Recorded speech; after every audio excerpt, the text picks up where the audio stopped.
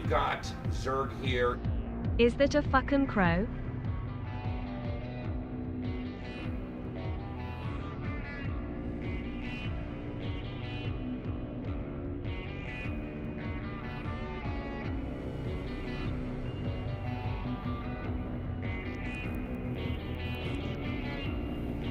Eh?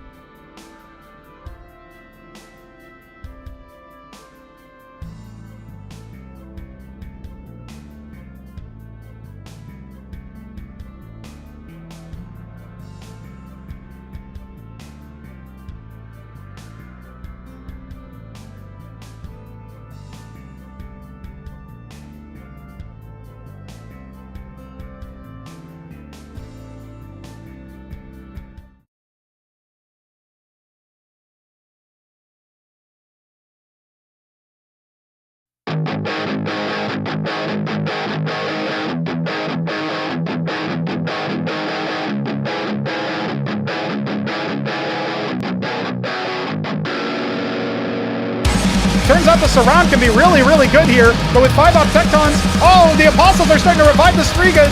This is going to be the Deathless Army. He took him down for 21 and a half minutes. TopRamen will take it, but it was close.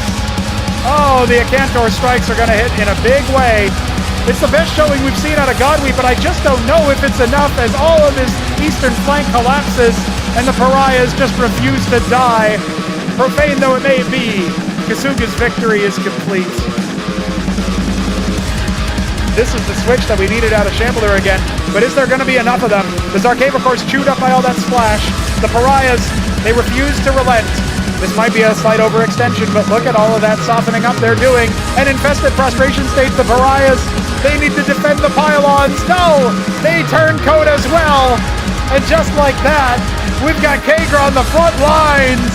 GG from the Shambler, 2 games in a row. And it took Infestation, it took everything Jack had.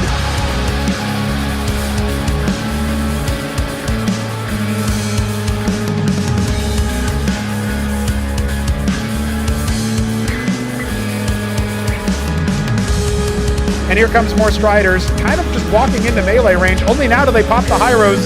Shambler might just be able to finish the job here, man. This does not look like a salvageable situation. I think Doglip massively overplayed his hand.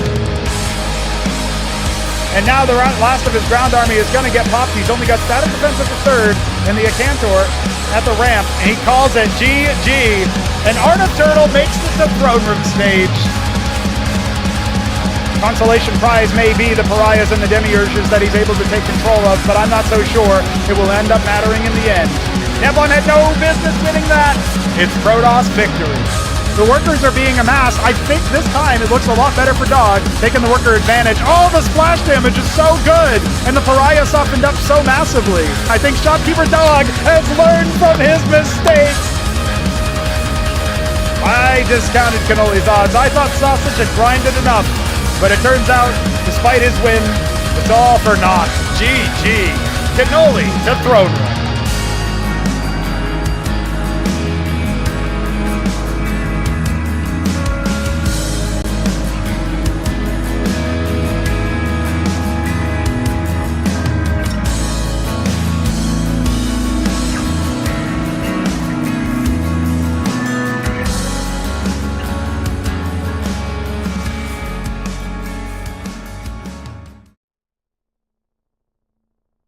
Ladies and gentlemen, how the hell are we today? It's time for the round of 12. It's time for the Throneroom Stage. And here we are, just about ready to get into our very first playoffs match. Pronago here to bring you all the action, and you know we're going to have a bit of a rematch of what was one of the hypest matchups, racially speaking, between the Cosmonarchy races. We had an amazing set of TVPs or PVTs, depending on which race you prefer, and that's what we're going to start off with here. Shopkeeper Dog Terran taking on Kasuga Protoss. We're about to see who's going to face Hit-em-up in that second round in the first quarterfinal of the Throneroom Stage. And you know what that means? It's time to talk a little bit smack, really, about our players, and upper seed in this matchup for the second time, in my opinion, ever since we saw Shopkeeper Dog take on Kasuga. Last time around it was 3-1 in Kasuga's favor, but in my opinion that must have been a fluke because we've got Shopkeeper Dog as the uppermost seed, ever so slightly, ever so narrowly, but he's fresh off the beaten path. He's smashed Neblime on Serenity in the Battlement stage. He should have even been able to do one better and smash him when it came to Crisis Vector, and Crisis Vector is our opening map, so it looks pretty good to start things off for Shopkeeper Dog, but Kasuga does play a different style, and maybe the only reason why we're rating Kasuga a little bit less is just because of the fact that he's rocking with that hit-em-up group where he was against the Leviathan. He was obviously able to take Godwheat 2-0. There was no question about who was the better player on the day. So how consistent will our sole representative of Taiwan be? Will this be a killer series where Kasuga shows us, hey, you should have put me as the upper seed in this match? Or will Shopkeeper Dog finally quell his TVP demons He had a lot of stuff to say about the Neblime games, but he was still able to beat him in one of the matches, and really all he said after that was, wow, Neblime looks weak. It wasn't, I'm doing good. It wasn't, my style's really nice. It wasn't, I know how to play this matchup. It was, the other guy made a mistake. And so perhaps that mental game will still cause Shopkeeper Dog to lose a little bit of momentum, but in my opinion, he should be feeling good about himself. The resident second placer, Neblime, was taken to a very close set of matches there. If that was a best of 3, it would have gone the full distance, and I feel like Shopkeeper Dog should have felt like he had a really good chance to actually exit his group in first place and just ignore this first round altogether. But you know what that means.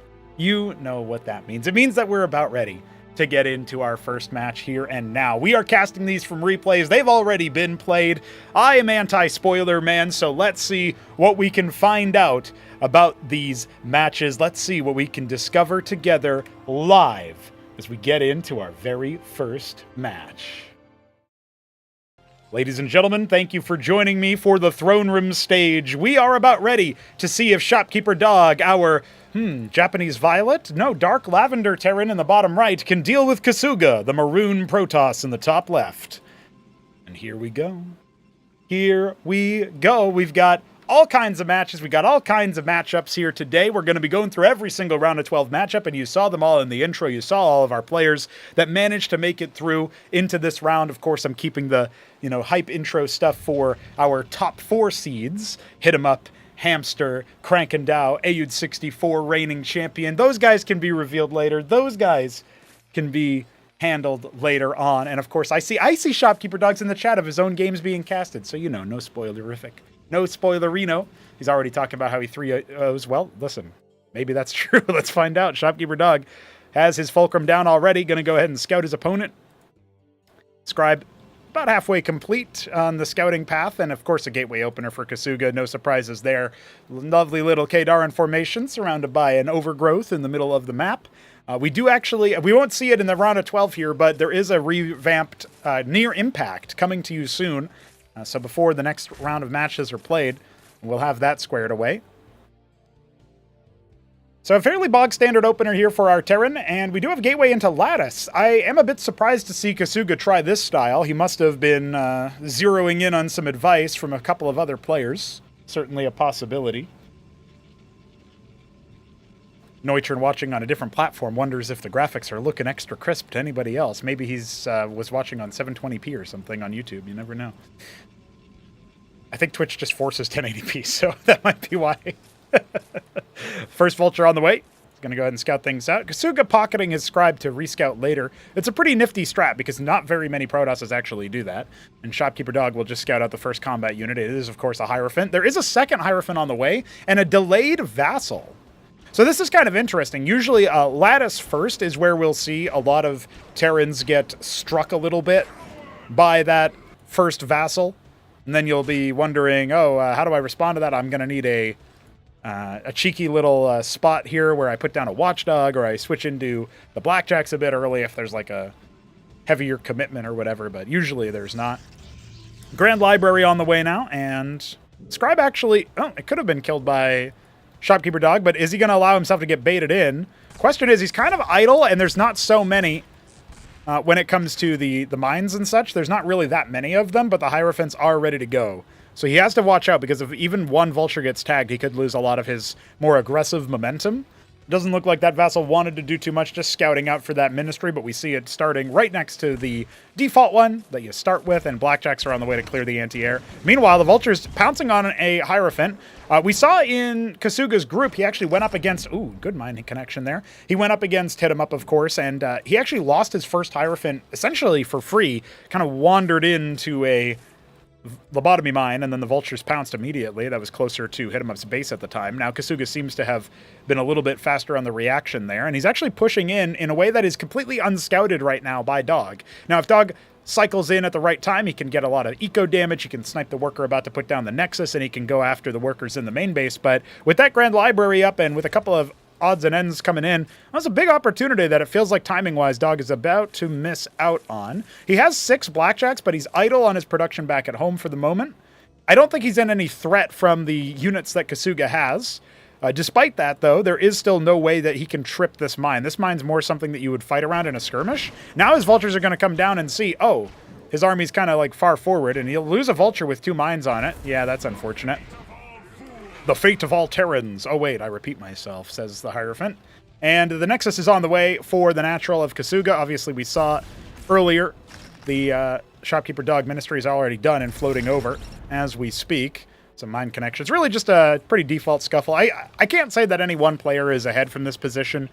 Dog will obviously have his eco up a little bit faster. He's behind by workers for a little bit, so I wonder maybe he cut a little bit to get a structure out sooner or something like that, but now is dance all day. Fucking dance all day. He's so good. He's so talented. There we go. All right. I can stop quoting Artosis. You can't. I'm pretty sure you can hit like the stop key or something to tell it to do something else. I don't really know. I can't. I haven't been in that situation too often. But glad to see it happen in Cosmonarchy, just like it happens in Starcraft 1. Got to preserve the essence of the game somehow. We added like 50 units per race or whatever, so... Boop. Finally, the mine hit. Good reaction there from Shopkeeper Dog to actually pay attention to that. I'm not sure that he caught the one in the natural.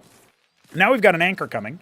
So it looks like he's going to play a little bit of anti-bust. We've seen Shopkeeper Dog lift the anchor and push it towards the enemy, mostly just to absorb some idle shots and whatnot.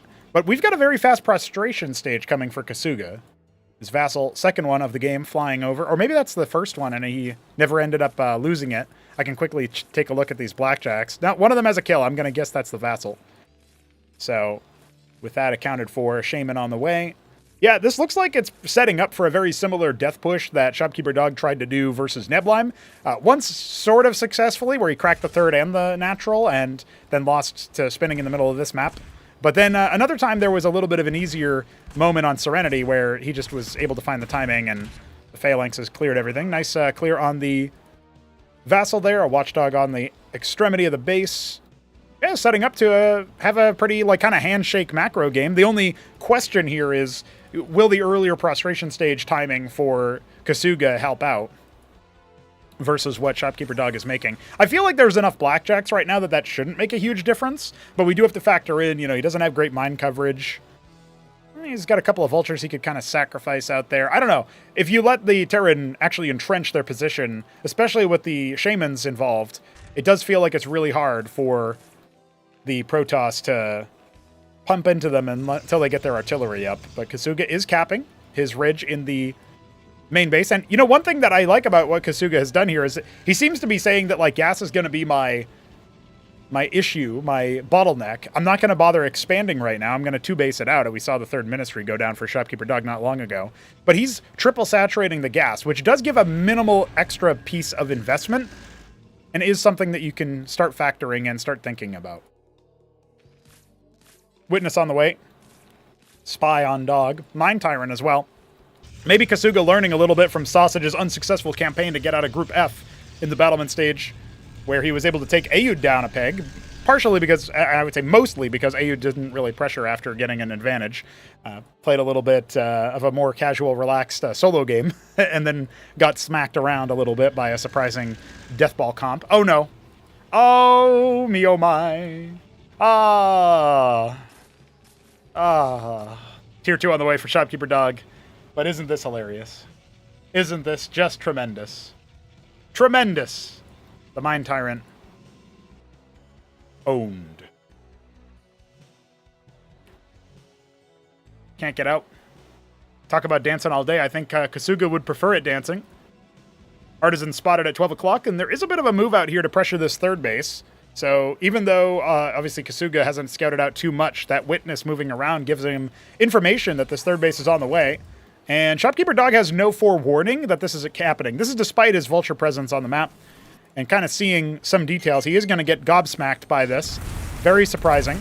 But the Phalanxes on the high ground are definitely going to help out. And if the chase onto the Ministry ends up being a thing that Kasuga wants to do. Yeah, that was really good deflection. Kasuga floating a ton of money right now. And I'm guessing he wants to... Yeah, he's trying to airlift his units out with the Envoy. I was going to say... he's going to need to either pop the Grand Library or you know, maybe blow something up or just correct the rally and manually correct it. So unfortunate SimCity there. But the Ancestral Archives is indeed on the way. This is a 2-base Ancestral Rush, so there is no vulnerability of the 3rd base, but that does really gate how many units Kasuga can make. Now, Shopkeeper Dog is not doing a punish style to this. He hasn't really scouted his opponent. He's gone for the Atlas, and now he's going to throw down a Starport, probably for the Commandment, in which case I would actually prefer to go for Azazel here as opposed to the Seraph, although the Armor-In can be very useful. But we'll see over time. This does feel like if it could be a really ugly timing here because Shopkeeper Dog is going to go ahead and put down his tier 2, and he's going for something that I think will probably, I mean, the double starport, interesting.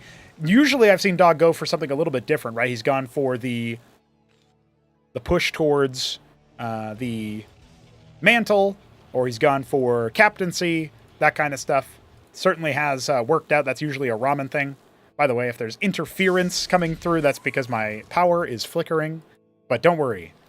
Through the sheer might of will, I will force it to continue broadcasting. It just may come with some static in the microphone. Sorry about that, guys. Triple starport for Dog. He's really investing heavily into air. It's a good way to feel out in the series, like, you know, is Kasuga doing something that's going to be a bit risky? The problem I can see here is that we've got Enchanted Pariahs, which, by the way, every time the Mind Tyrant gives something, the Malefactor passive, it gives you 200 extra healing, or shields, rather. So it's like an extra 3rd overshield on top of everything else. You really got to watch out for that. He's got a good sort of concave, if you will, of blackjacks, but the problem is that Kasuga's been playing the extremities with the Witness, and he can kind of see at least part of this. Obviously, when you have, like, watchdogs or missile turrets in StarCraft 1, the observers can't get too deep to see how deep the tank line is, right? But actually, we see there's not so many phalanx. He's got some up the ramp. He's got a bunch of blackjacks grouping up. He's now getting into the captaincies. Oh, okay, he's going to go for Gorgons. Now, I have seen Gorgons be pretty useful TVP. Artisans are giving a little bit of extra Vespene, but not really much else for Kasuga going on as far as his income is concerned. He's certainly draining his coffers, and he's got the Mind Tyrant Optecton combo. So you can see, like, he's made a lot of concessions in his build to afford this at this time. And one of the key concessions is he doesn't really have a lot of chaff, right? Like, he's got, what, 10 Zealots? I mean, he doesn't have great production. Only now is he starting to augment it with more tier 1. And even then, you know, I guess this is a map with 2K minerals, so this is a factor. You can sort of afford to delay your expo a little bit longer. And the Witness coming in pretty deep here sees triple starport. Now, Optectons are going to be weak to that, but Pariahs do have the versus air splash. I guess also idols are present within this composition, although there's not so many of them. Does look like that Witness was spotted and cleared, and now instantly we've got the rotary switch with more Tinkerer's Towers coming in. I would say that Shopkeeper Dog looks like he can actuate his army a little bit pretty nicely here, and landing a treasury over there at the 3 o'clock position will give him a little bit more of a leg up. He just transfers some Masons over. It's coming close to the timing where you'd want to do that out of your main, although I guess he might be a little bit undersated, right? He's got more money in his minerals than Kasuga does. First Blackjacks start to turn their tide. Now, going after the Mind Tyrant is great because it means that the Optecton can no longer really influence. And, of course, we do have an Acantor powering through as well. The Gorgons seem to have missed that. And here's the coming in from the top rope. A little bit of a come down as Kasuga starts to charge in. He's got more and more where that came from. Another Optecton wreaking havoc. And it looks like a lot of Shopkeeper Dog's army ends up falling before he can even really deploy his phalanxes. This feels like if this game had gone on for 1 extra minute before Shopkeeper Dog tries to move out, if he scouted it all, if he knew where the opponent's army was sort of camping up, it would be a very different story. But just like that, a bit anticlimactic as we've got one big fight and I feel like it's already over. The big heavy hitters really feel like it was a lot of the Pariahs, this one Acantor turning a lot of the Blackjacks as well. And the fact that all of the Phalanxes were fighting with no actual siege mode, a lot of that was just tank mode stuff. So that is it. Our first game wrapped already. Kasuga takes it. And that seems to me like if Shopkeeper Dog can scout that out, there's a big window for a punish there. That should not have been as successful as it was in terms of, like, on multiple fronts. I don't think he should have been able to get away with that. And on top of that, I don't think that the Terran army should have punched below their weight that much. I think a large portion of that is due to the way that the engage was taken, split up over really like 5 screens of space. So I can't really say that Kasuga did a great job there because it does feel like, Shopkeeper Doug had a lot to improve on that attack and also on just being aware of that strategy. But listen, you take your wins when they come, no matter really what their complexion is. And so there you have it. We've got our first result already in the series. And listen, even my house is upset with this because it's flickering pretty damn hard right now. So we're getting that electrical fluctuations as we get into our second game here. As a reminder, this is a best of 5, and whoever wins this series will go on to face Hit 'em Up. So maybe a Pyrrhic victory, although if you lose against Hit 'em Up, you do have a preferential seed against the next round. So that is that as well.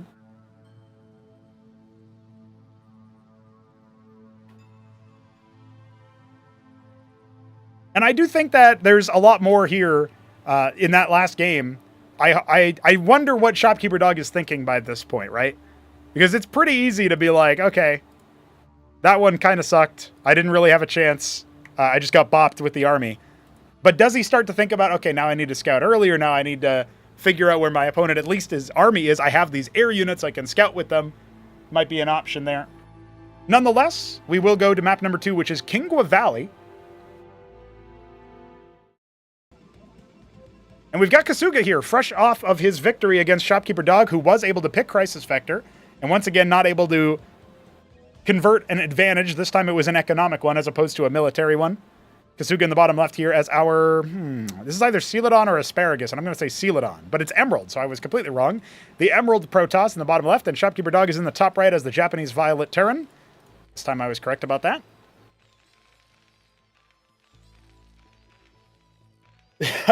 Shopkeeper Doug thinking the matchup is dumb and he's not allowed to play macro. Okay. Now we got his understanding. We're getting little live interviews here. Obviously, we don't do interviews in the moment since these games are played beforehand. I think maybe in the future I could actually sit down, if I have the time, with the players before their match and be like, all right, you're about to play your match. What are you thinking? And then like play those clips back, those interviews back as part of like shoulder content for the broadcast. And then I come in and actually say, welcome, guys. It's me, for real. Live no-go here. Gateway in a funky position. Second gateway. Okay, very fast and very aggressive build out of Kasuga already. We'll see if that translates into some advantage for him. Shopkeeper Dog going to go ahead and scout out, but he scouts out a little bit later than his opponent does. Kingwa Valley, a map by Biddy B after Crisis Vector, a map by Jujic.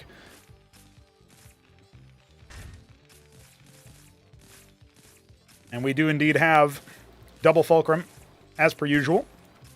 I don't think we really often see Shopkeeper Dog experiment with different builds when it comes to this particular matchup. I think he's probably pretty set in his ways. And I think a lot of the top Terrans probably open up 2 Folk. But I do believe I've seen a little bit from Aoud and Ramen where they try like 1 Folk stuff. I have no idea how successful it is. But I'm sure that we'll see a little bit of a disparity there. Or maybe I'm wrong and we won't. Who knows? Remember, Kasuga is technically the lower seed in this matchup, so he doesn't have the veto advantage, but it didn't stop him from a very aggressive, I would say greedy strategy. Like, it's weird because Tech Crush doesn't sound aggressive, but when it comes to Protoss, it is. He's basically just trying to bludgeon you with some kind of wombo combo. But I feel like the same investment into something that was less delicious of a combination for the Protoss side might still have won that last match. So we got to see about the things to track here, the engagement from Shopkeeper Dog, the way that Kasuga styles out on him with different tech or whatever. What are we going to see? It looks like it's a big Hierophant start here. We've got 3 Hierophants on the way. And Ecclesiasts are going to come in after. And a 4th gate. So, obviously, the Hierophants tag you with a slow when they hit you. And the other thing to consider here is that Shopkeeper Dog doesn't really have an easy way to scout his opponent out inside his main base, right? So, he's going to go for the 4 Vultures and immediately go for the Scrapyards. He's already put down his Ministry, so he's going to go 2 base. But where is the way that he can figure out what his opponent is doing, right? He doesn't have, his Mason Scout didn't stick around, or if it did, it died. But it didn't die. It went all the way back home. Obviously, a Watchdog Scout this early in the game can feel very cost prohibitive because you need Scrapyards, you need Blackjacks, you need your Ministry. But I feel like at some point it would be a good move to do. Or maybe, dare I say, even just face tank with a Vulture or something. In the same way that Protoss usually has to sack their Scribe to see if the Terran is doing something super greedy like for early expand or super aggressive, like early third production structure and stuff like that. It does feel like maybe there's a chance that that's a thing to deal with.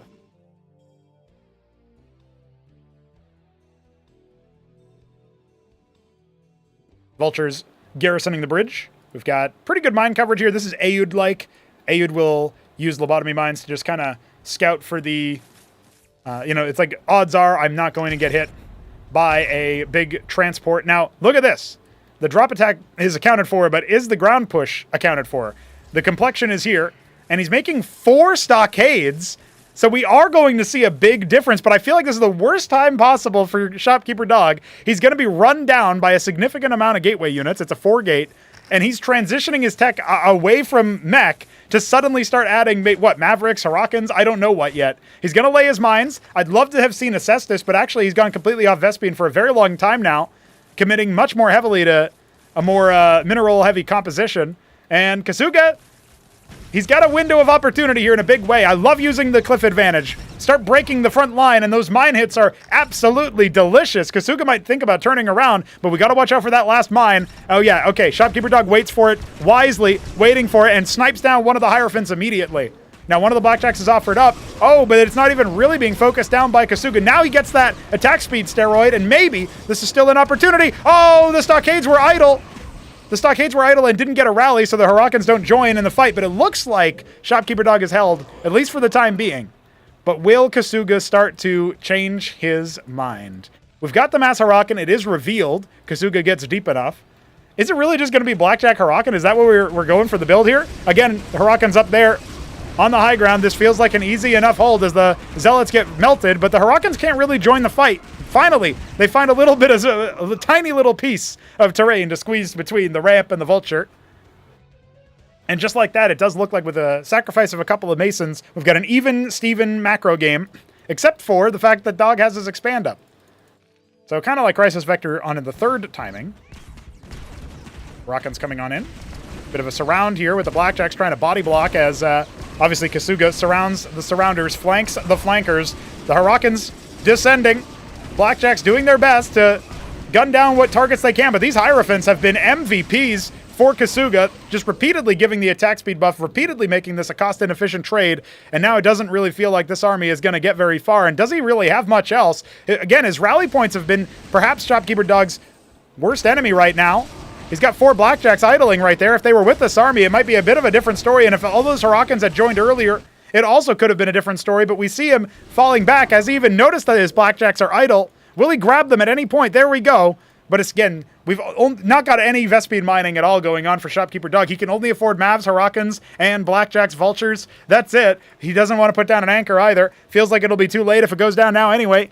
This could be the final move. His Blackjack's out in the front. That's very dangerous. Remember, the Hierophants slow you down. They can isolate. If an Ecclesiast goes down, which you want to try to focus down anyway, that speeds things up around the Protoss army.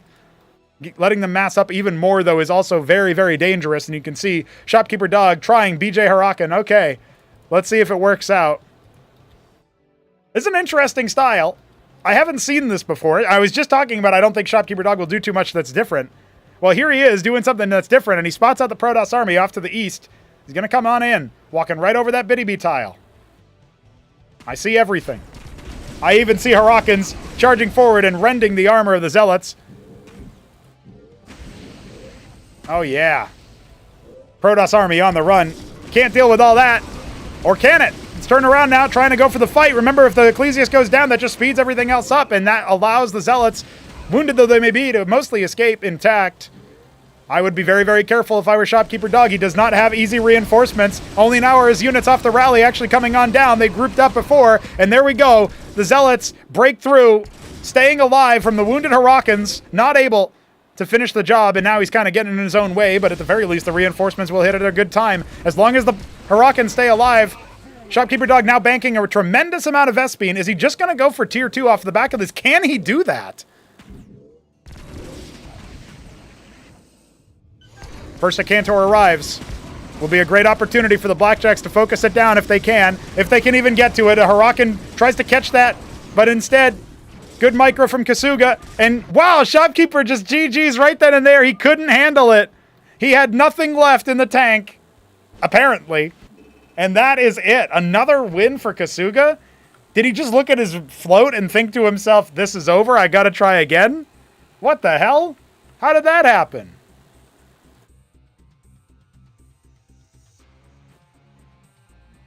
Must be something I didn't see at the end of that match, but here we are, nonetheless.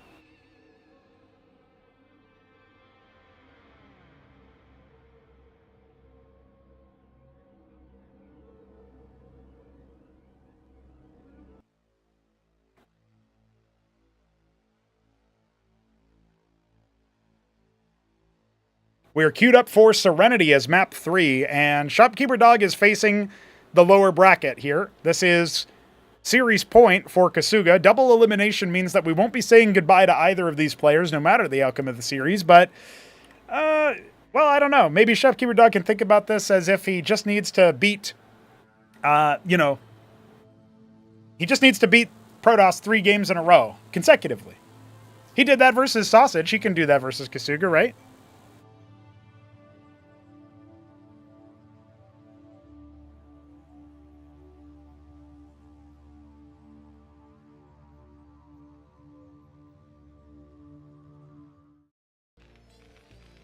I'm waiting. I'm waiting to cue up the Terran music for Shopkeeper Dog to begin the reverse sweep right here, right now. He is our dark green Terran in the top right, and he is... What is he doing? What? What? What the fuck? Okay. He's making a treasury. I've never seen this build before. And Kasuga is going to make a gateway. He's in the bottom left as the Periwinkle. Protoss. Well, I got both color guesses correct this time around, so this has Destiny written all over it. He's not making workers. He's making it...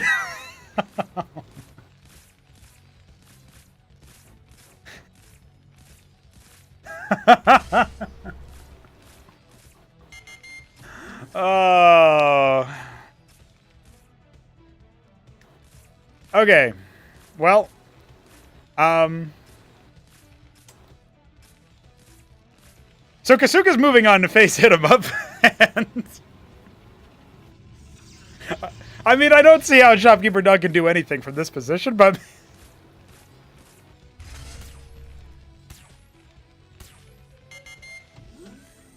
well, he did make one worker.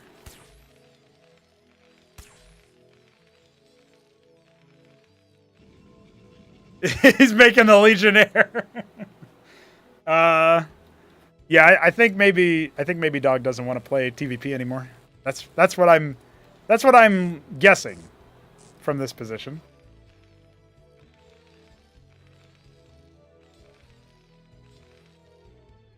Okay, don't bet against Kasuga when it comes to PvT, I guess, except for when it's against Hit 'em Up.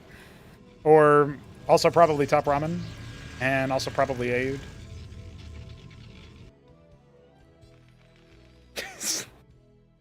Did he forget that Taluses can't attack ground units? I'm wondering why.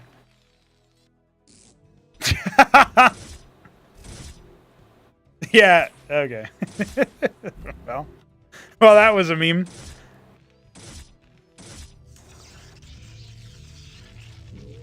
Oh, I was updating the overlay, but we actually have a proxy pylon.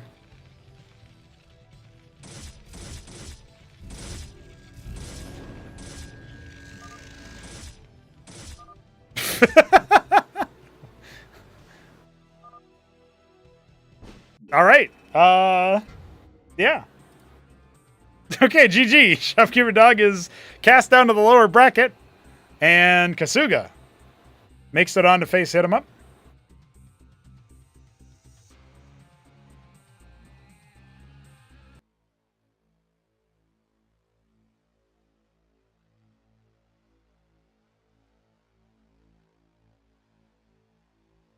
No Terran victory today.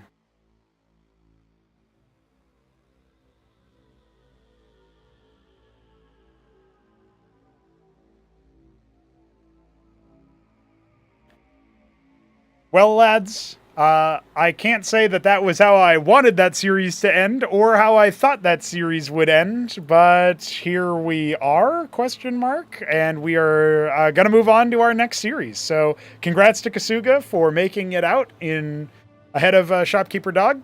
I guess only the first 2 games were real games, but can we really say that Shopkeeper Dog lost this best of 5? Is that his angle this whole time? Is that why he does that? Because technically he didn't lose since we didn't actually play 3 real games. He lost a best of 3, but not a best of 5. I see. I get it now. I understand.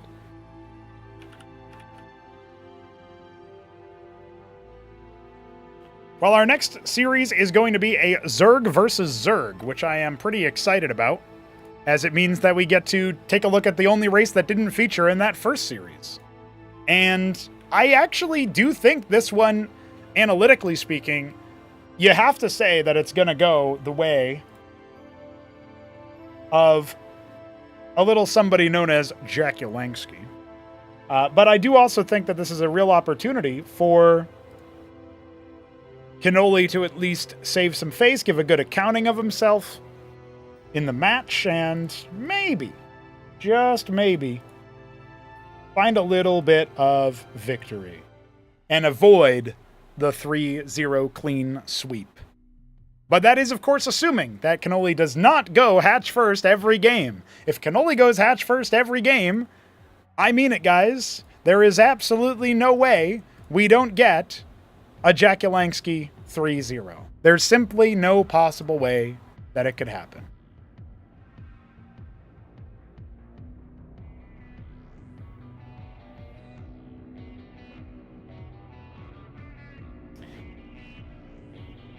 Shambler says 3-1 Kenoli.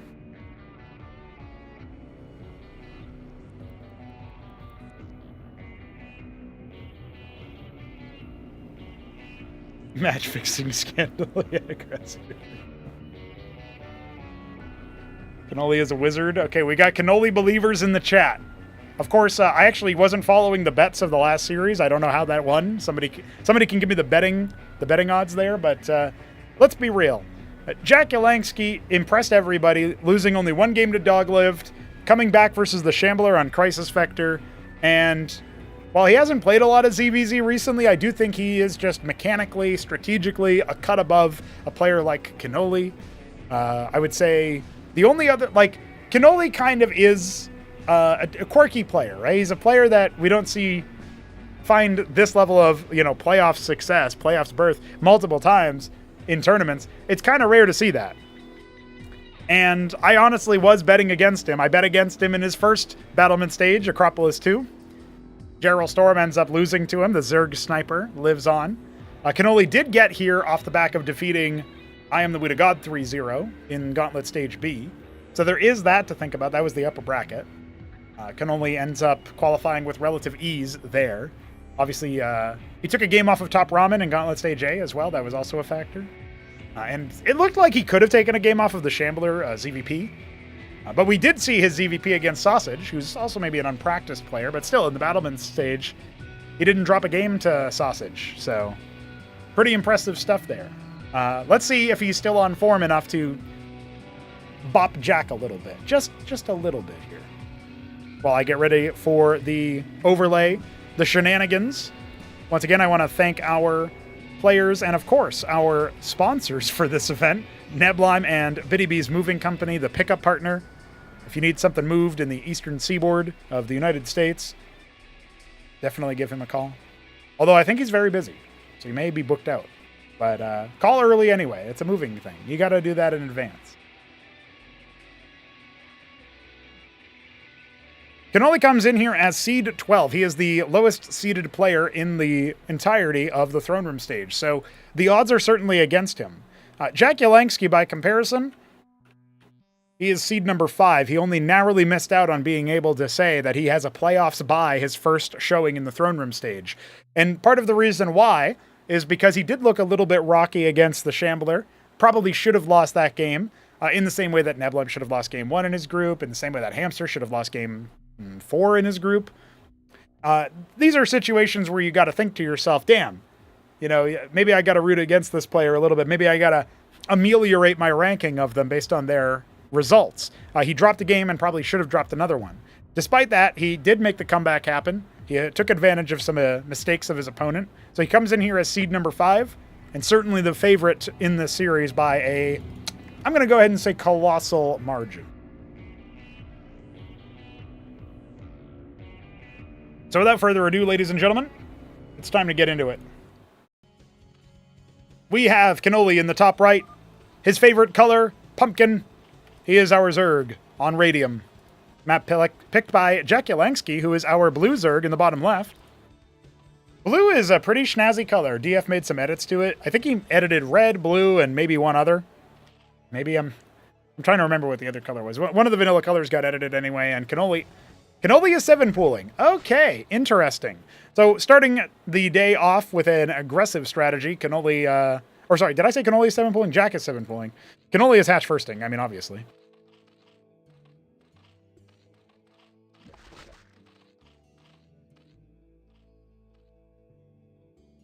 The Drollet Scout is here just in time to actually stop that if he wants to, but instead, he's okay with Kenoli putting it down. He's okay with Kenoli, going for something a bit cheeky. And honestly, if I'm Jack, I find a spot and I put down a K-Grunt immediately, you know what I mean? Like, I know he's going to hatch first, I put a K-Grunt down, then Kenoli has to deal with that, so he's not mining as well as he should be.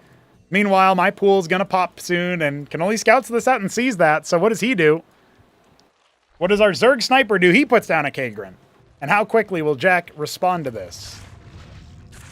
Immediately attacking it with one Droleth only. The second one comes off the line, a third one idle, so that I can put down a K-Grunt for a Larvosk. Not canceling, that might have been a mistake from Kenoli. We're about to find out if it is. Pool and, of course, the defensive Larvosk. No, actually, he cancels the hatch first. Jakulangski has done what no Zerg could ever hope to do. He has forced Kenoli to cancel his hatch first. And now Zeths are on the prowl. Zeths are on the run.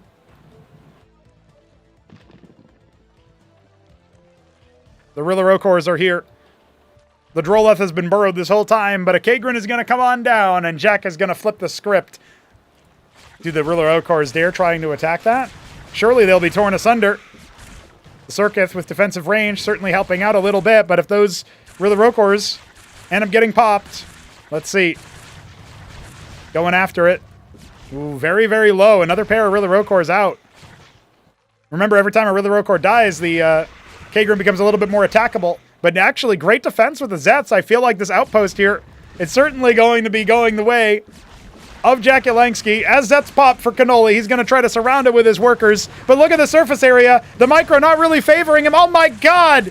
He's actually popped every Zeth from his opponent. Kenoli had so much money in the bank, but he canceled his hatch.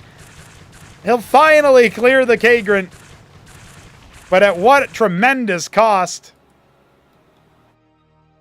Oh, Jack, if you keep this Droleth alive, you're even more evil than I thought. Evil Jack is here with more Zeths in the pack. What wagon train am I watching, dude? Just micro. Thank you. All right. Will we see anything else? A Larvosk finally on the way, but in pretty vulnerable territory. The Droleths need to drill onto these. That's a lot of Zets. They immediately nuke the K-Grunt, and only one pair of Quas, another one on the way. Larva's such a critical resource for Kenoli. He loses a couple of workers. And yeah, just like that, I think his fate is sealed. See ya.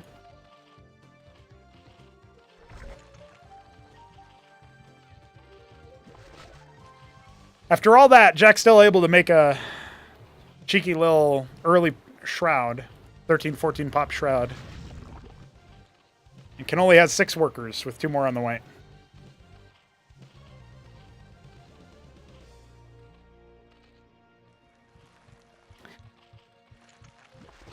A shambolic start here for Monsieur Kenoli. He's going to have to think long and hard about how he wants to wrangle this one.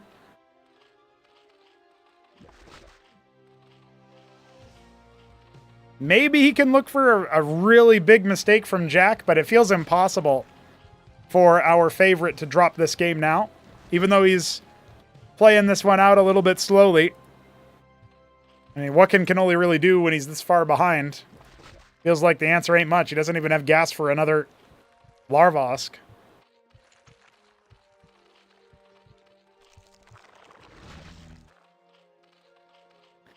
He's so slow to get anything done here. This one Quaz, that wasn't for harassment, that was for scouting. But when your opponent only has their immediate vicinity out of their main base, even a scout might as well be a harasser. Good grief.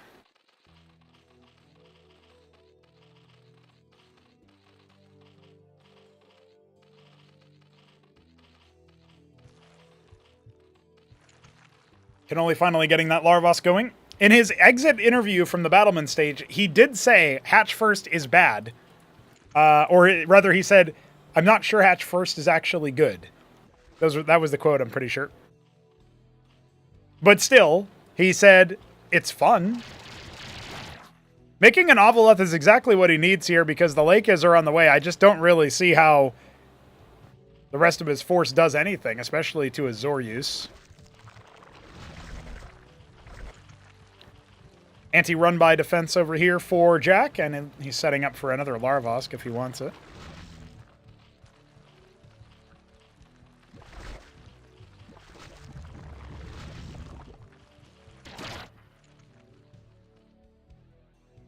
Lake is leading the charge is a bold choice, and one of them will actually almost get popped immediately. If that Ovoleth had been with the army, Kenoli could have finished the job on it. Maybe then he could have tried to stay alive a little bit longer. Let's see the commit from Jack. The unhealthy one in the back is a really good choice. Not leading the charge with the Zoryus is a bit confusing, but it doesn't really matter now that the Quasard has been very much thinned. A Hydra then for Kenoli is going to come way too late, it feels like, and pulling off all the workers off the worker line. Oh, the Ovoleth getting sniped as well by the Quas, just in time for more units to pop. But Jack is hunting with those Lakes, and even the Circuit couldn't finish the job. No detection. No chance. Jakulangski will take game one. And it might have taken a couple extra minutes there, but it was just fine in the end.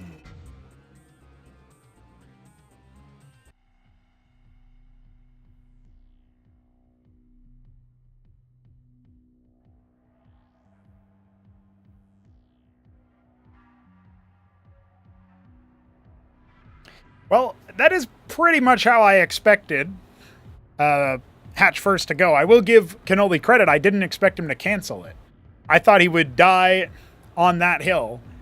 But apparently, he's got a little bit more to him than that. Game 2 is on Decapitation. Kenoli's pick. He is in the bottom left as our Pumpkin Zerg. Jakulangski is in the bottom right. I don't know what this color is, but isn't it beautiful? It's going to be one of those, like, not aquamarine because it's too faded, but it's some very odd blue color. I just know it. Damn. I got no guess. I wish I could phone a friend in times like these, but nobody knows colors better than I do. Well, I guess I'll just say it's like a... Oh, it's a blue-gray of some kind, but what colors are blue-gray? Damn it. This one's really going to stump me. It's so rare I see a color that I just don't know the name of. Wild. Well, I'm going to say aquamarine, even though I know it's not aquamarine. And it is cornflower blue. I knew it was a blue of some kind, but I had no idea. Okay, well, Jack gets the rare color award. That's for sure. And Kenoli is going for his hatch first once again. First scouting. His opponent is definitely a good start for him. And we have a pretty normal build this time around. Jack not sticking to the 7 pool, so he's going to have to win this one out in a more normal, traditional start. Very defensive Kagran spot before he even gets his Larvosk. That's kind of interesting. I wonder why. Pool starting for Kenoli.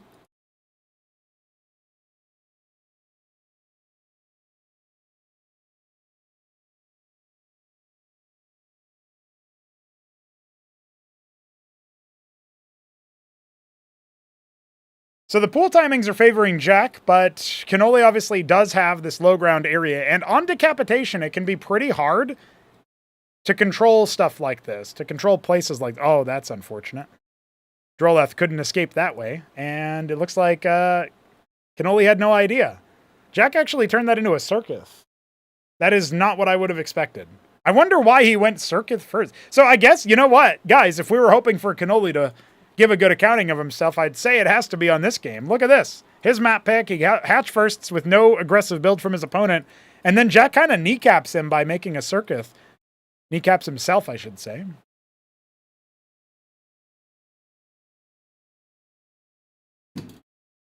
Very interesting. Very interesting.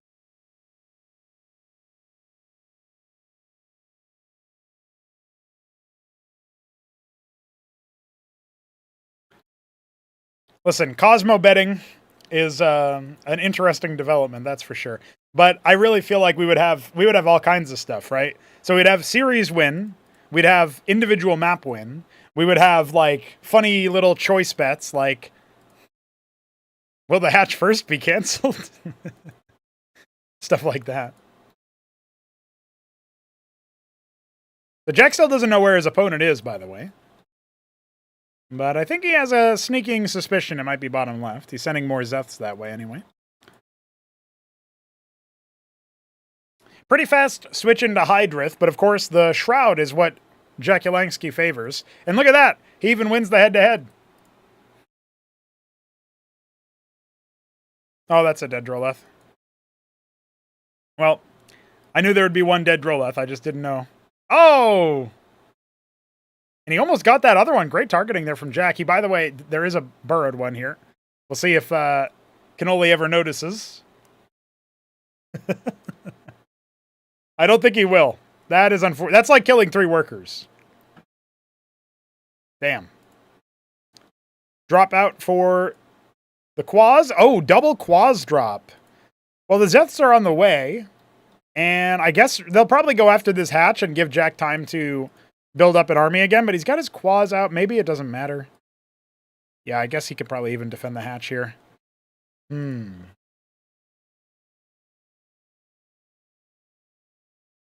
Yeah, I feel like Jack is going to have a really solid setup over here. Unfortunately, he does end up having to cancel his hatch and losing the worker. Didn't want to try fighting that. And the Ovaleth forces a retreat from the Droleths, interestingly. The Hydras come out to try to contend with this. But this is 12 Quaz, guys.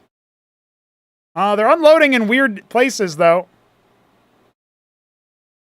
Doing a little bit of economic harassment while the Hydras clean them up. It's a guarantee that Jack will end up at least evening the score when it comes to the workers. And remember, he still has that one that's burrowed. Now it'll finally unburrow. Kenoli has a slight edge on larva production, right? Oh no, it looks like it's dead even. He needs that second Larvosk, but he's not harvesting gas anymore, and he's only now figured that one out. Stretches ahead on workers, but he's not making anything just yet, waiting for that Vespene to kick in so he can grab himself that Larvosk, and then, what else do we see? His army moving forward. Quaz Lake is remaking the hatch, and Ovaleth spotted out here and should be safe as it flies over the cliff. There's that Larvosk, very late for Kenoli. Big money in the bank, could definitely get some more units. I would say, you know, just to deal with the inevitable swarm of Rillarocors, he might think about some Izirocors. But actually, we don't really have that many Zoryus out right now.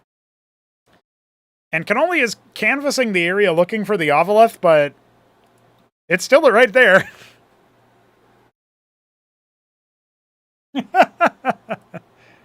This is funny. Also, sorry about that. I didn't even realize there was no game audio this whole time. Scuffed.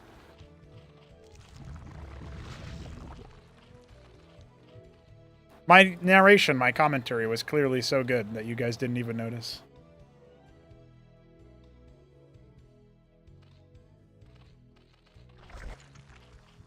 Well, as of right now, I mean, 2 Ovaleths for Kenoli. He's probably planning his own drop. We've got the Hydrith Den coming. Staying ahead in workers. Here's another drop from Jack, though. Ooh. Only now are the Hydra's coming in. Okay, no longer ahead in workers. Has to reset. Oh, the lake is. The lake is. This is such a deadly angle for Kenoli to be attacking in. Good dodge at the end there to save his Hydra. Ooh. Ah. Uchi. The Hydras are at the homestead defending. Looks like they will get away with their lives over here as well. Finally, will that Ovoleth go down? No, I don't think so. It sent him on a wild goose chase, and...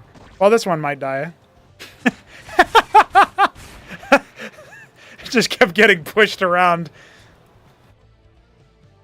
Very funny. By the way, Jack has no mining over here, so... of course, Kenoli doesn't know that. Kenoli feeling the pressure. Going for that ski-backed. Either he's going to go Bactyl or he's going to go Skith, and I don't know which one is which, but he's got the Hydras out already, so I'd reckon it's going to be backed. He's got a pretty good set of experience playing around the Bactylisk. Almost beat Shambler on Demaloon once, long time ago. I think that was Acropolis 2 playoffs, actually. Predominantly using Bactylisks. Same kind of deal on Paradise as well back in that set, but not able to get it over the line. And that was, of course, versus Terran, as opposed to versus Zerg. And Jack is moving in. Now, this Ovoleth is going to be very useful. He's got a second one at home as well. And no Hydras for Kenoli, or for Jack, rather, means that he can't really dive onto them.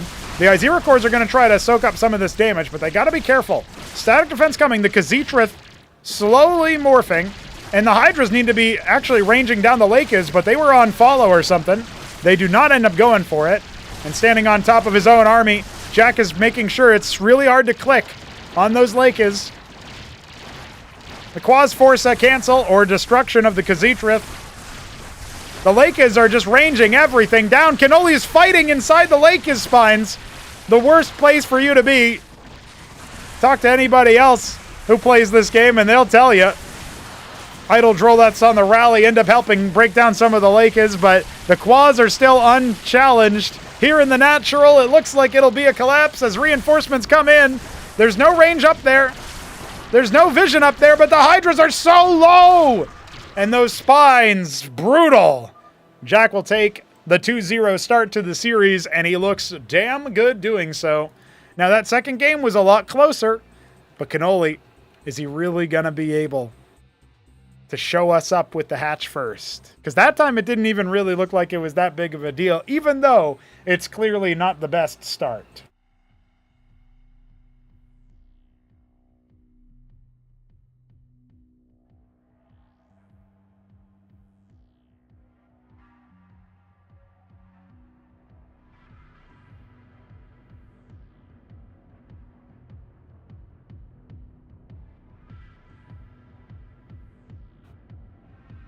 Interesting initial setup here, and we are just about ready to go into what could be our final map of the series.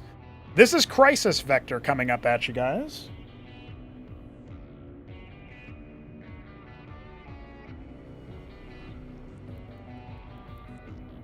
Kenoli Copers in the chat, cheering for him. And I didn't miss the unmute game audio button this time around. Jakulangski in the top left. He's stolen the tone, but not the exact color. I'm going to say he is chestnut. Oh, but it's electric orange. Kenoli in the bottom right, he is cyan. This ZVZ has certainly been an entertaining start, and immediately Jack is going to go for a pool. 7 pool, with his worker scout immediately as well, and straight to Vespene afterwards. What is he planning? What's he doing? Kenoli will scout it out. Maybe this is what he's doing. Maybe he's thinking, I need to gather as much Vespene as I can so that I can go back to mining minerals afterwards before the worker scout sees me, so that he doesn't know I've harvested enough gas for a Vornath. If that was what he was doing, he only needs that much, but let's see. He's going to keep it going, it looks like. Kenoli obviously thinking about that hatch first, but is... Oh. Kenoli is proxy hatching himself. Oh. Interesting. Looks like Jack will just end up going for something a bit more time-tested, which is a Larvosk. And there it is. Very late hatch first, by the way. He had 500 minerals. I mean, a proxy hatch would have been way sicker.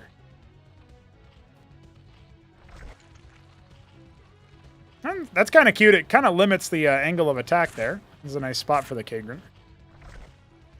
Pool coming very late. He put the pool down after his proxy Kagrin. Dude, that is wild. Jack has so much gas. This is not an efficient build from him whatsoever.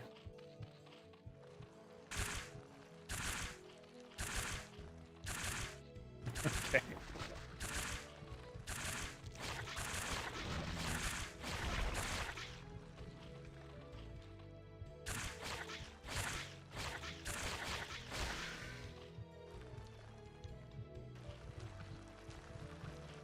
It's going to be a double defensive Kagrin here. While Jack is just going to be pushing Kenoli around here and forcing him to be very defensive, but as weird as this opening is... Oh, he didn't pull the worker away.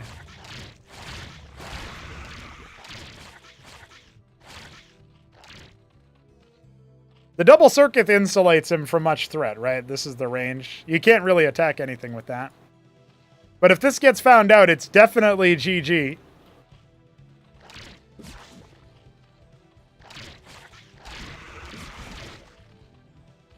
Now Kenoli's own quads are out to fight the battle that is Rotherocors can't.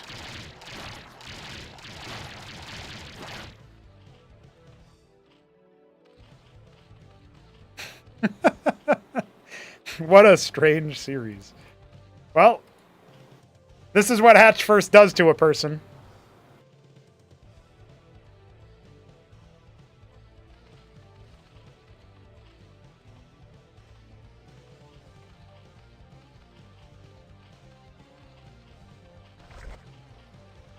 Early Shroud for Jack at the 14 worker pop. Qua's going to come in for some light scouting and pressure. Kenoli just drolling up behind this, of course. He didn't see the Larvosk until he was already a man. You merely adopted the hatch.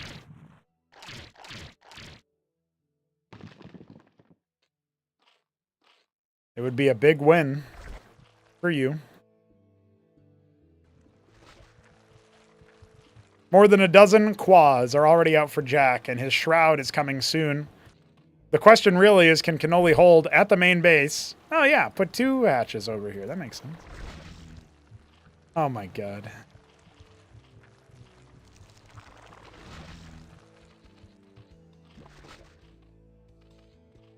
I don't believe what I'm seeing. Unbelievable scenes so far.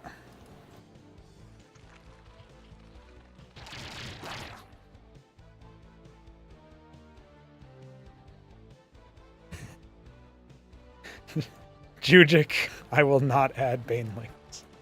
Stop. No matter how much Dinoman pays you to ask creatively for a Baneling, I will not add it. It will not happen. First Lakers is out, second one not so far away, and there is an Ovaleth along with the Zorius. Kenoli needs to get the hell out of here. No, Kenoli. You don't have the high ground. Nor do you have the Quaz count. Nor do you have the Lakers. Nor do you have anything. Well, you've got a Larvosk. And you got a lot of money in the bank. Hydra's den on the way.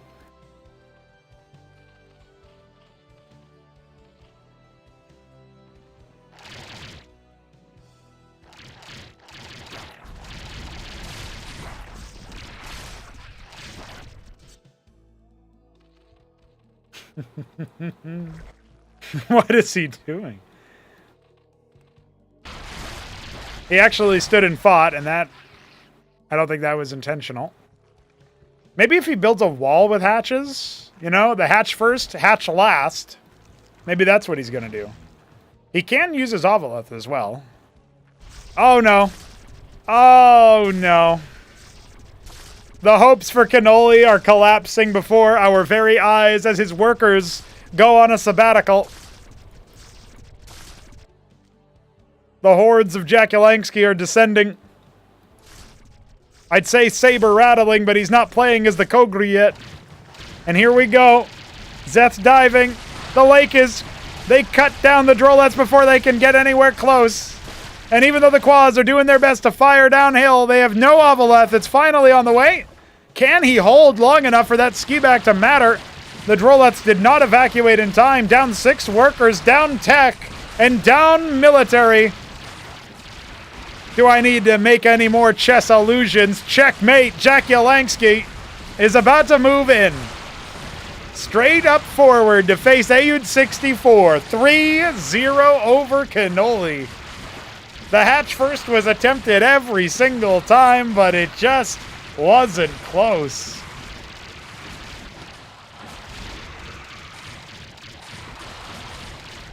Kenoli, no, Kenoli, you're supposed to GG because I did the epic call.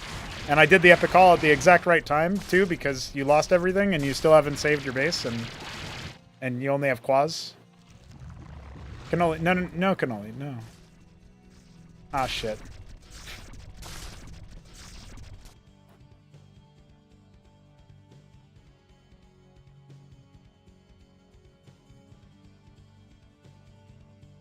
The Gorgakors are coming, the Lakes are coming, the Quaz are coming! The one-base Zerg attack is coming! And even though Kenoli had another base, all he's got now are Rilla Cores. What is going on? There's Zerg everywhere. Zerg here!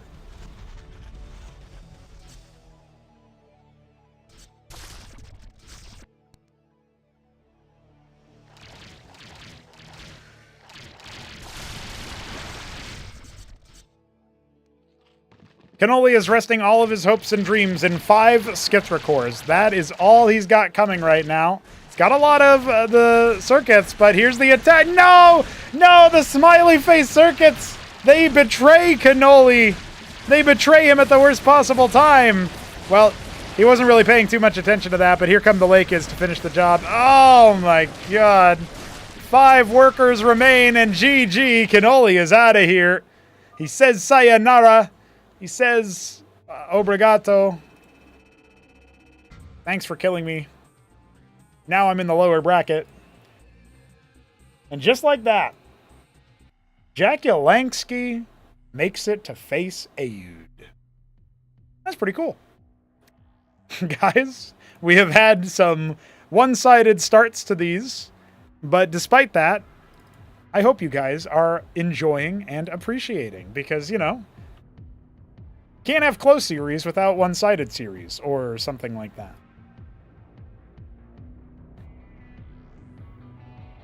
So Jack will, of course, be very, very happy that he did that cleanly. And I guess I can't really argue with such a reaction, even though he has to go on and face Ayud 64. I would say that he didn't really have to dig too deep or show any big strats. Obviously, it wasn't even the matchup that Ayud wanted to see. He wanted to see Jack's ZVT, and Jack hasn't played a ZVT yet in the Battleman stage or in the Throneroom stage. So very limited material now for Ayud to think about. Ayud's only TVZs were versus Kenoli, and while one of them was extended, the others were pretty one-sided. So I don't really think that we're going to see too much out of Ayud in terms of similarities between the two series, although I do think that mech play could be very brutal if Jack is not ready for it. But that is where we conclude things in the halfway point, right? We've got the first 2 series taken care of here and now. And so we know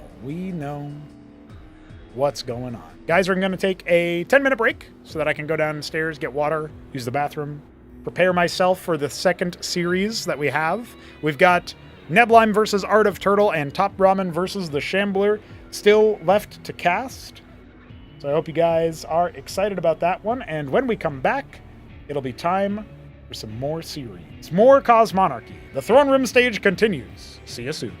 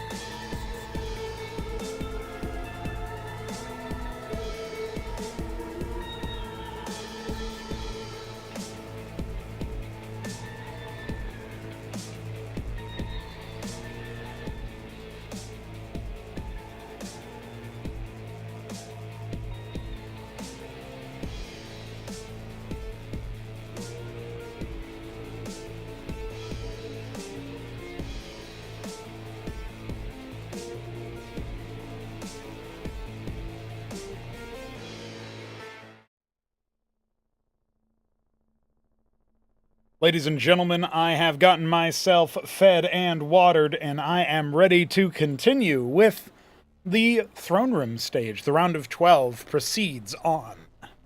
We've got the third and fourth matches for the round of 12, finishing up here with Neblime versus Art of Turtle and TopRamen versus the Shambler.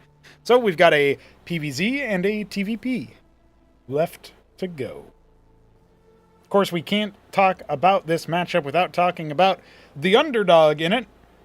Does he have that underdog in him? That would be the question that I would posit, that I would postulate, that I would pontificate on. It's going to be Art of Turtle here, playing against Neblime. I did say earlier when I was making my big old predictions, which you can access if you donate $3 a month or more on our coffee page. I put out these very long-winded podcasts where I talk about each match in detail and my thoughts on it and all that stuff.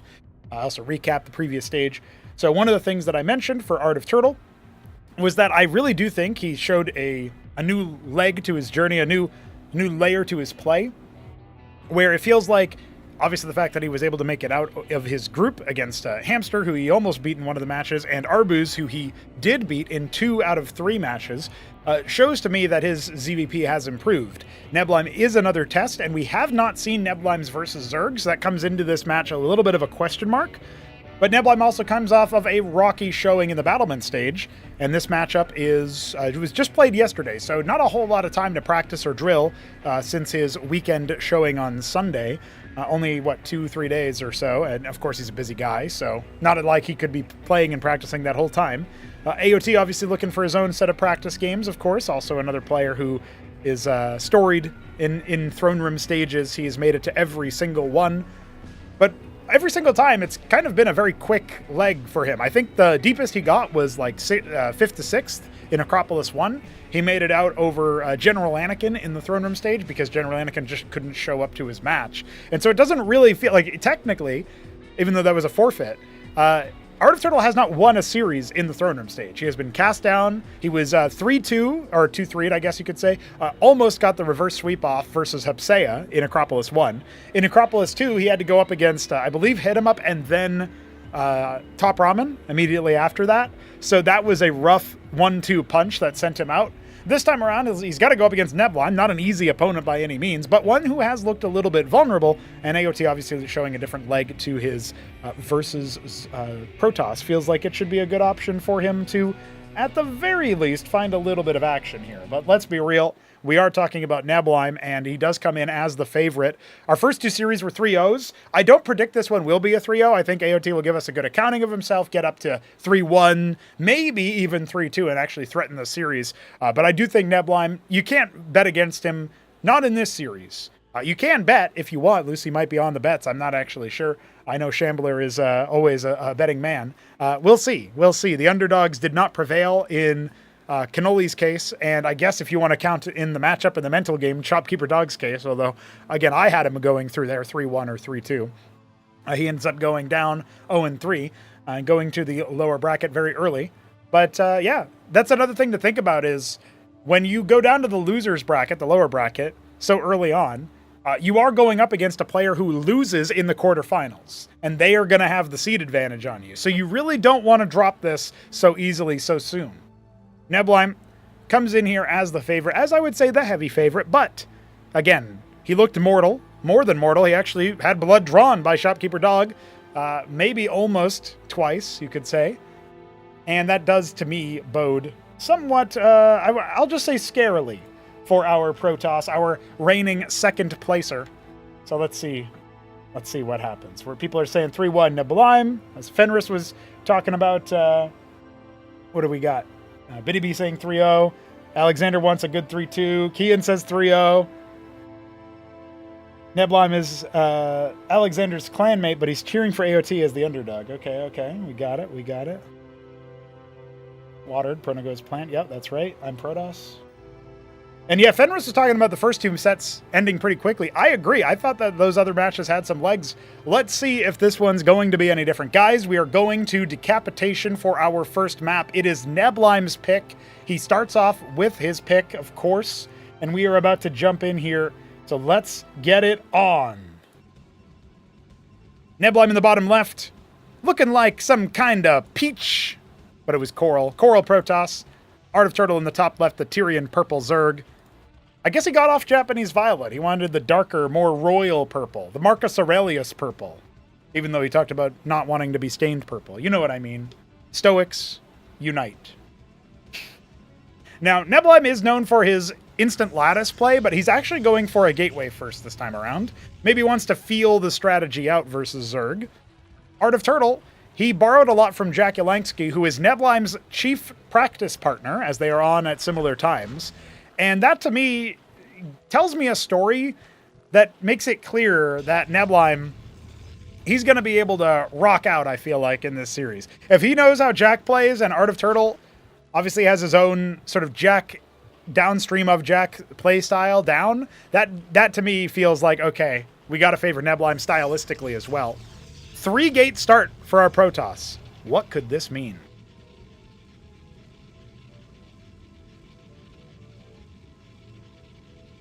TopRamen says 3-2 for viewership. I appreciate it. I appreciate it. Big ups, big ups. We got Legionnaires starting for Neblime. He'll scout out with them, it looks like. Oh, he's scouting out with a Scribe now, and he is going to scout his opponent out first. So that's some nice luck for our favorite.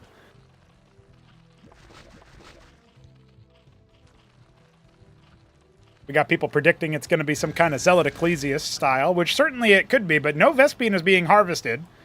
There is, of course, a cast that I published today where Neblime goes a mineral-only start with 4-gate Mass Zealot and just tries to bully the Zerg around. This time around, he's going for Legionnaires for that movement speed. And perhaps playing into him a little bit without knowing it, Art of Turtle, who has not scouted his opponent, is going for Mass Zeth. Zethicors versus Legionnaires in small numbers favors the Protoss in a big way. They can micro better.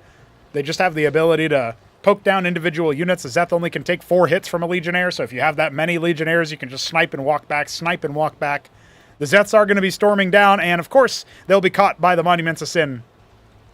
I swear Neblime does enjoy this map for other reasons, but I wonder sometimes if he picks this map just so that people get trolled by that. Now here come the Legionnaires, and there's indeed more than 4. There's 6 of them already out here, and they are going to absolutely run those Zeths through. This does not look like it'll be an easy hold, but he's got Quas, so maybe...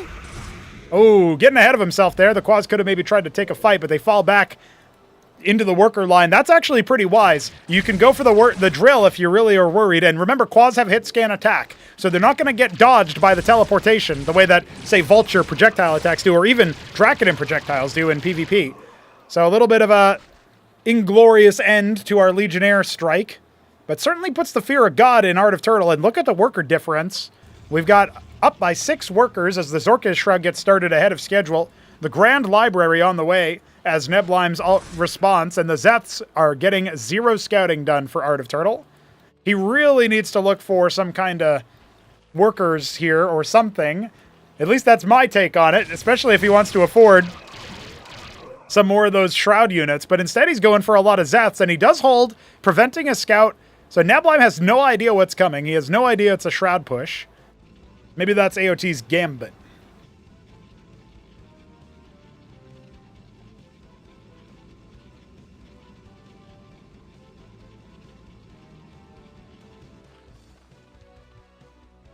We've got 16 Quas and almost 10 Zeths on the way to that choke point. Moving straight past that. Neblime has his Legionnaires. When does he choose to activate them? There's more combat units coming, as well as more Droleth. He doesn't really have anything back at home. How aggressive will AOT be with this? Zeths and Quas. Quas and Zeths. They're going to show themselves and immediately storm that ramp. There's only Zealot Ecclesiast, and this is a mortal number of Protoss army. The Herald is starting up. The Legionnaires are going to try to do some magic, work some magic over there. In my opinion, you start going after the Scribes. It might be too early, too easy. Oh, the Herald could just get pounced upon. The Legionnaires getting stuck at the ramp, caught at the ramp, and that Herald staying alive might end up being big for the shield restore. Needs to focus it down. Finally, it will go down. And look at that. It enchants the attack speed of all of the Protoss for just a moment. The Scribes, the Battle Workers, finding some value. The Lake is not burrowing back at home, and the Legionnaires can just stand on top of them anyway. They don't care. That's going to be 2 Legizilisks going down to just 4 Legionnaires. Brutality. Insane cost efficiency. Now, Neblime did lose some workers, but not nearly enough to make that a more playable position for AOT. If he just hadn't rallied the Lakers, if he had just borrowed them in defensive spots and microed his army a little bit better, he could really have Neblime on the ropes right now. Instead, as the Lakers come forward, even though there's no Legionnaires to pounce on that Lakers, it's still not likely to get up for very long. The Amaranth trying its best. Oh, but it's still alive. Only the one Lakers with the army is not what you needed here. 2 Gorgs out. They're going to go straight for the army, it looks like. Actually, waiting on top of the ramp. That's cheeky. That makes sense. 1 lake is 5 pairs of quas. Let's see the focus here. Gotta watch out because there's nothing for the Ecclesiasts to really help out with here. No! I tell a lie. The Ecclesiasts could shield restore that Amaranth, and finally it'll go down. It took a very long time. Zealots in the mineral line harassing the workers. Drill comes in a little bit late as the Ecclesiasts finally fall. Going after the gas workers, that's deadly for the economy of AOT. This very aggressive start, and the Zealots are staying alive for so damn long. Feel unkillable when you've only got quas. Oh my goodness. Okay, not another worker goes down at the very least. We've got an Amaranth. Just a couple of more units sort of staggered around here. Dude, look how long that Amaranth takes to go down. Finally, the Ecclesiast will be split its attention. He can't finish the Amaranth. It dies. The lake has just died, dude. No way. What is AOT looking at? He doesn't have anything else on the other side of the map. Good grief, that Amaranth taking so damn long to put down. Finally.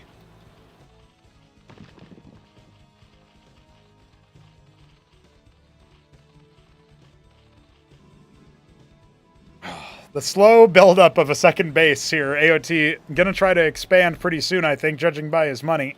Certainly could put down a hatch. He's gonna go Hydrith instead.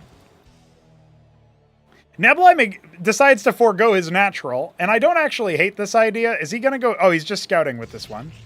I was gonna say if he tries to take like a third at 6 o'clock or something, he's already got the matrices. Gorgs can't do too much there. Scouting the prostration stage. What does AOT think from this position? Because he doesn't have his hatch coming. He's still on 1 base.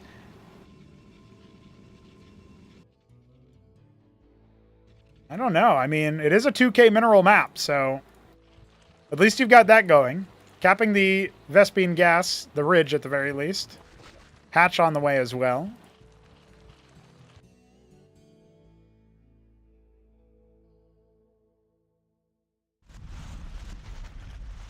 I don't like the way that this is normalized out for the Zerg, but I'll say it's only maybe there's still like a 20% chance he can flip this right now.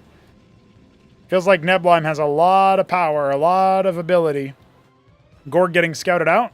Another one fanning out on the bottom right, scouting for his own pocket bases. AOT doesn't want Neblime to be doing what I was suggesting and be cheeky with it. Not that a Gorg could really stop the expand from coming. 1 base pariah.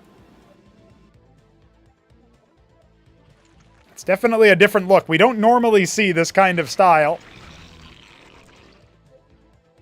Really, we don't see Amaranths too often at all, or Heralds for that matter, but we've got Neblime making them. I know Doglived made them versus AOT in a game to qualify into the battlement stage. Must be a bit of a juicy revenge ploy there for AOT to be like, oh yeah, Dog beat me 3-0, but I got out of battlements and he did not. Free Ecclesiast there for the Gorgs to munch on. He could probably try to suicide for the scribes, but remember, each matrix shot will give +5 shields. Or whatever it is, maybe it's +2. Either way, it's a lot of shields, and so they'll stay alive a lot longer than you think. If the Gorg count was higher, perhaps that would be a different story. No money here. Neblime will scout out the mixed army. We've got Hydras, we've got Quas, we've got Zorius. The Lake is unburrowing from the ramp and are now going to push forward. There's an Atreus here. A front-lining Ecclesiast lets everybody else go a little bit faster. No detection needed if I can get right on top of your army. And look at that. The Lake is revealed by the Herald. Now the Ecclesiasts are getting dove on by those Gorgs, and a little bit of splash damage goes a long way. But the shield sustain is so good for Neblime's army. And those sped-up Zealots are just going to continue moving through and denying this move. Denying the push from AOT. The one Herald doing as best it can. Finally, the Zerg breaks through. Atreus could finish the job on that Gorg anytime it wanted. Meanwhile, denying the attempted Nexus, but I think that might have been a ploy anyway, has Neblime overstayed his welcome and won base. The Pariah comes out, and I don't know if the Zerg has anything that can fight against that. I guess this number of Hydras might be able to, but watch out, because we got an Amaranth, we got Zealots, we got the Herald as well. And the speed, the attack speed synergizes with the Zealots to make them a lot more deadly. He needs to focus that Pariah down, or maybe the Herald as well. Hydra stack definitely helping out here for AOT. It's a very good... Art of Hydra is probably what his next alt ID should be, because it was Art of Quaz for a while. Nexus goes down a little bit later than we would expect. We do have a game on our hands still. AOT can try to come in here. See if he can snipe this before the Pariah count gets too high. But now that he's got two of them and all of his Hydras are stacked up, oh, this is going to be what feels like a massacre. He's got more units coming in. Maybe he can try to split this. There's still an Ecclesiast for the shield steal. There's still an Amaranth on the front lines. It's soaked up so much damage. And the Hydra's got a tucked tail. More of them are getting caught by the Monument of Sin in the middle. Maybe he can focus down that one Pariah. There it is. The Ecclesiast wasn't activated. This one's actually already low. A little bit. Lost HP.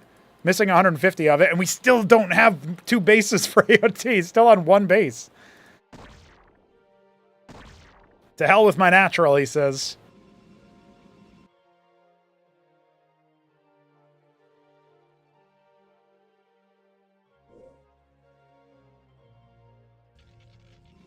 Well, this has been a very different game, I'll tell you that much.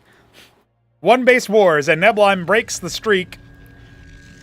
Almost a 12-minute natural finishing up. The Hydras come in way too close to that Pariah. They need to focus it down, but they were on a move command or something. Bit of a micro flub. AOT losing a lot of momentum off of that. That's like 7 or 8 Hydras. He gets a couple through, and maybe he can start pressuring the workers, but there's Zealots there to catch that. Meanwhile, a bigger issue. That wounded Pariah might go down, but it backs his Hydras into a corner, and he will not escape from this area.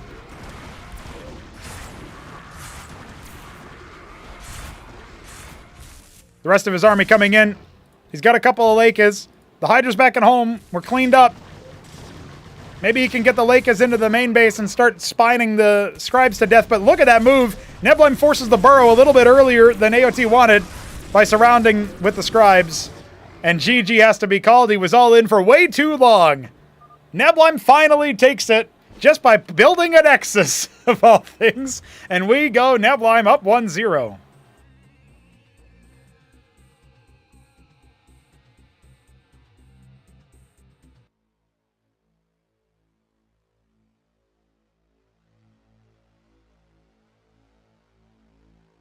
Well, that was scenes, boys. That was scenes. That was cinema. Of course, what better to follow up cinema than with Cinema Vector? I mean, Crisis Vector, because that's what we got up next, AOT's pick.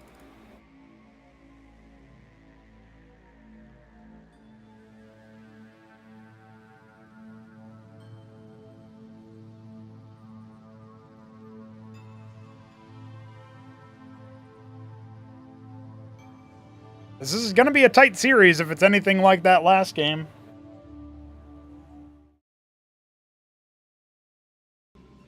GLHF's exchanged. Neblime sent his a little bit earlier. And we've got Art of Turtle in the top left. Tyrion purple once again. On his own map pick here, Crisis Vector. Knows exactly where his opponent is. Doesn't need to chance a scout. And we've got Neblime bottom right. Is he Coral again? No, this is Electric Orange. Oh, Vivid Orange. Well, I was close. Vivid Orange a little bit brighter. Electric Orange a little bit deeper. I'll remember that for next time. Still no Lattice opener from AOT, or from Neblime rather. It feels like he doesn't need it, I guess. Gonna go for that gateway start again. Wonder if the Legionnaire strat will be seen one more time, or if that's gonna be it, and he'll never use it again. Nonetheless, it's gonna be a fun time, I can tell you that much. That first one was definitely a banger. It was very fast. Very fast-paced, I should say. Only about 12 minutes or so, 12 and a half maybe, but really, really solid. Low-tech, low-economy play. Knife's edge the whole time. I really do think if AOT had microed a little bit better, maybe even in that first engage where he was all the way inside Neblime's base, that could have been an option. Maybe if he had been a bit more Martyrus with his Gorgorcores and just decided to shove them into the mineral line, suiciding them for worker damage. That also could have been an option. One Gate Grand Library. Neblime may be taking notes from how Dog Lived opened in one of the sets.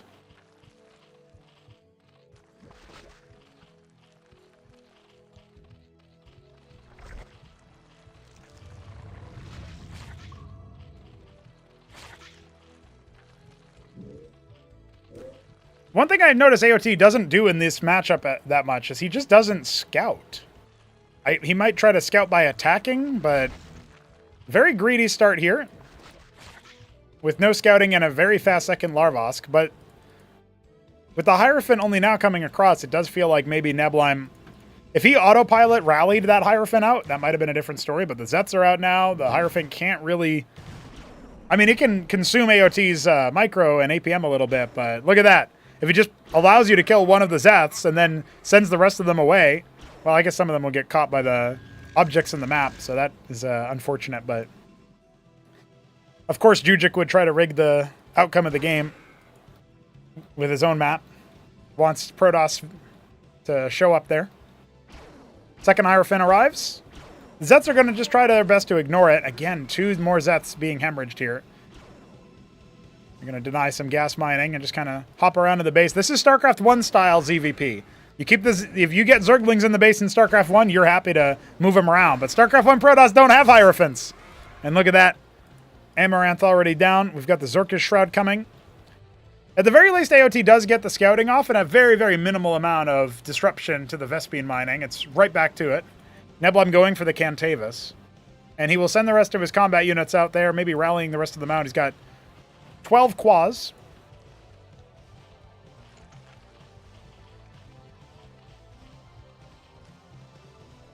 Good burrow, though.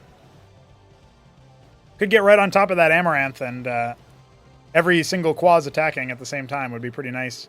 Here's the move. Needs to focus down that Amaranth. Oh my god. Oh my god, the attack speed! The attack speed steroid for the Hierophant! No way! The one Amaranth! Holy moly! Wait, has he done it? Is that it? Oh, wow! Unbelievable! Neblime just... Wowee. Okay, alright guys. I wasn't expecting that outcome. I wasn't expecting it to end quite like that. That is impressive.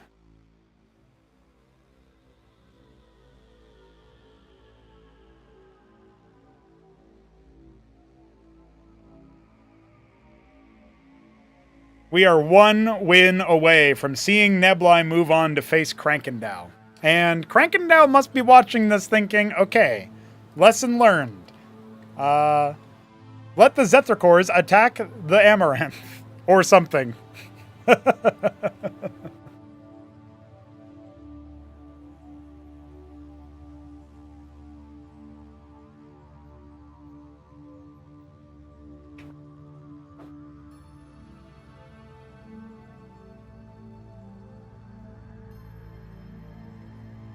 Unbelievable. Guys, we go to Radium. This is Neblime's second pick of the series. Will he need to go to his third pick? That would require a reverse sweep queued up for Art of Turtle. So if we're gonna get it, if we're gonna get more games, this is the time. Neblime in the bottom left, he is our... Oh, I don't even know what color this is. Is this Beastro Brown again? Oh, light olive Protoss. Neblime is the most mystifying colors, I swear. AOT, of course, the Tyrian Purple Zerg, and we have a 7-pull, boys. Or 6-pull, actually. Okay, AOT has decided, to hell with this macro stuff, to hell with this straightforward, honorific. You know, if you're going to play dirty versus me, you're going to send your Hierophant stack and your 1 Amaranth and just use the attack speed to shield steal forever and kill all my Quas, then hell. I ain't gonna play fair myself.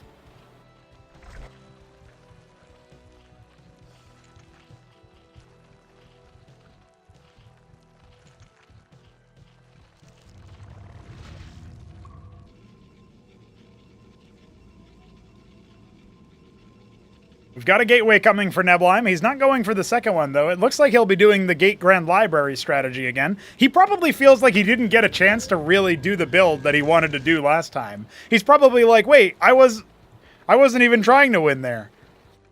Maybe he really was. Maybe he saw a weakness I didn't see, but I didn't think that was the outcome of the unit interaction, so. Nifty. The Zeths are already across the map. Remember, there is the Hierophant, which will pop soon, and it's actually a lattice follow-up. If he can surround the Hierophant, that can be one thing. But we do have a Larvos coming behind this, and AOT can start making more workers off the back of that. He can also go for another Larvos pretty soon. So the Hierophant will pop out just in time to catch the Zeths. Oh, no! Oh, I thought he body blocked him. Maybe he could have gone for the surround there. That would have been absolutely dastardly. Going after one worker. Okay, that's good initial damage. Now going to dive onto the lattice. He's cowed the Hierophant pretty far back. Oh my god, he could actually tear down that lattice. I don't think he realized how close he got it to death. But now he's going to start pulling back, pulling away. And that could have been a really nice, nifty move from Turtle. Good response from Neblime there. And the Zeths actually burrow. So the backstab could be pretty big. Oh no! Oh, Turtle, the inhumanity, the inzergmanity.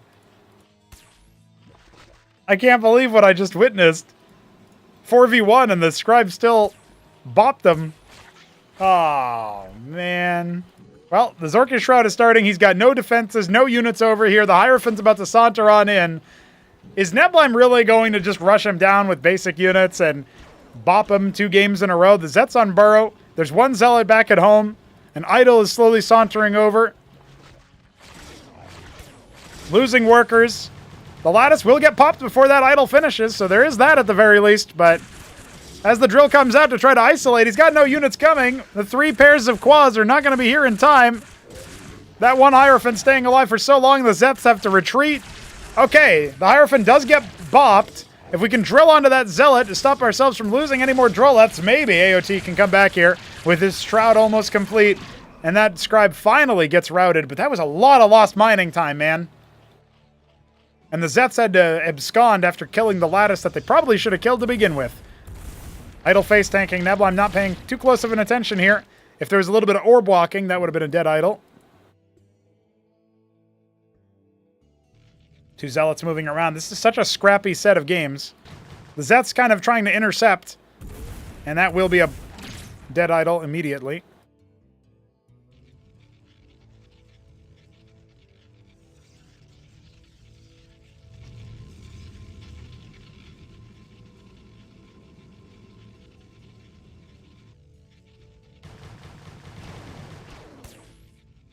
Well, if the Quads come in here and help out, and maybe even go for a cheeky surround, that Hierophant has to go back up the ramp immediately. And Neblime is being a little bit laissez-faire with his unit movement. Remember, he only has those 2 Zealots on the other side of the map, but IoT hasn't clocked it, and his Zeths are moving across the map as well, committing very heavily. He's going to use the lake, I guess, to clear that if he even notices it's happening. The Warden is in the mineral line, and, well, maybe it can get surrounded and popped. But look at the worker drill. The battle workers are engaged, and only now his AOT even realized it, and he's actually all of his units inside that mineral line just getting shellacked, getting destroyed. Dude, what a brutal series, honestly.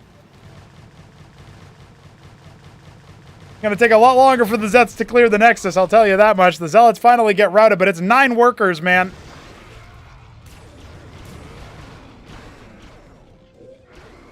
Neblime has 4 combat units.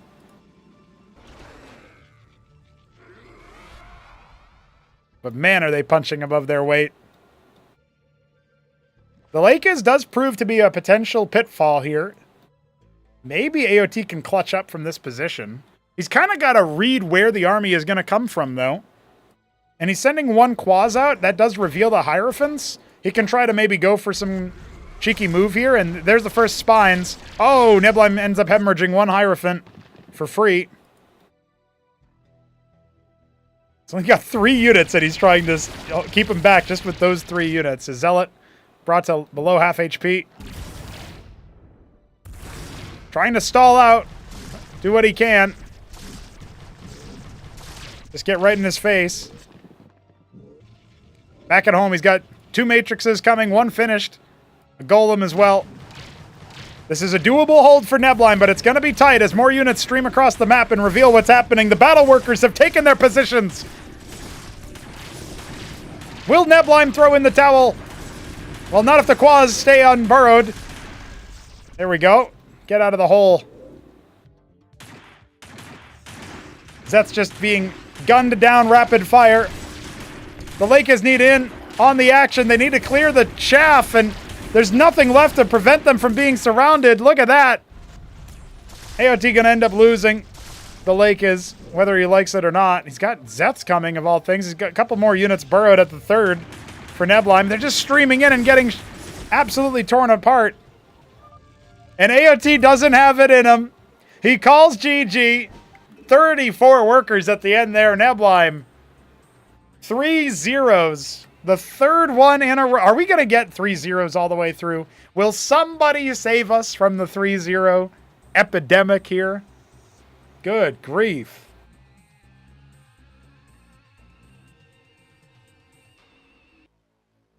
That is a rough start here for Art of Turtle. He will be cast down and await the loser, not winner, the loser of Jakulangski versus Ayud. So I think he will maintain the underdog status, that is for sure.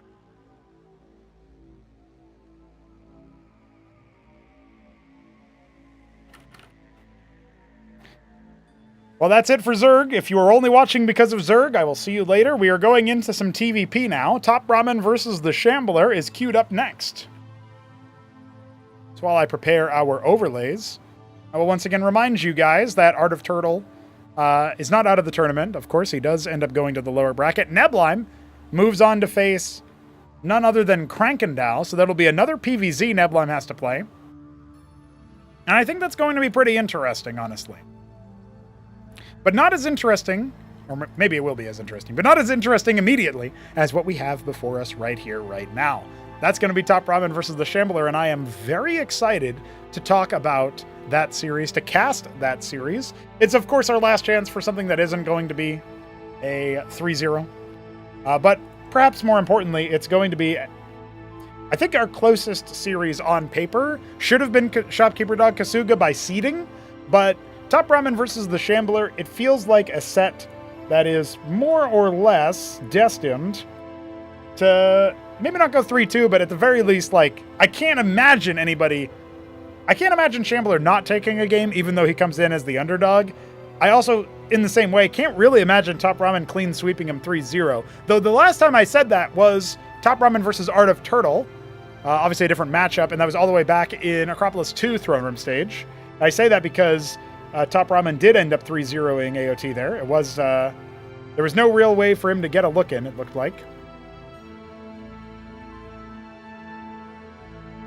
And that's where we find ourselves. So let's talk a little bit about that. Let's talk about the Shambler. He is obviously our, perhaps the most rocky qualification in second place that we had.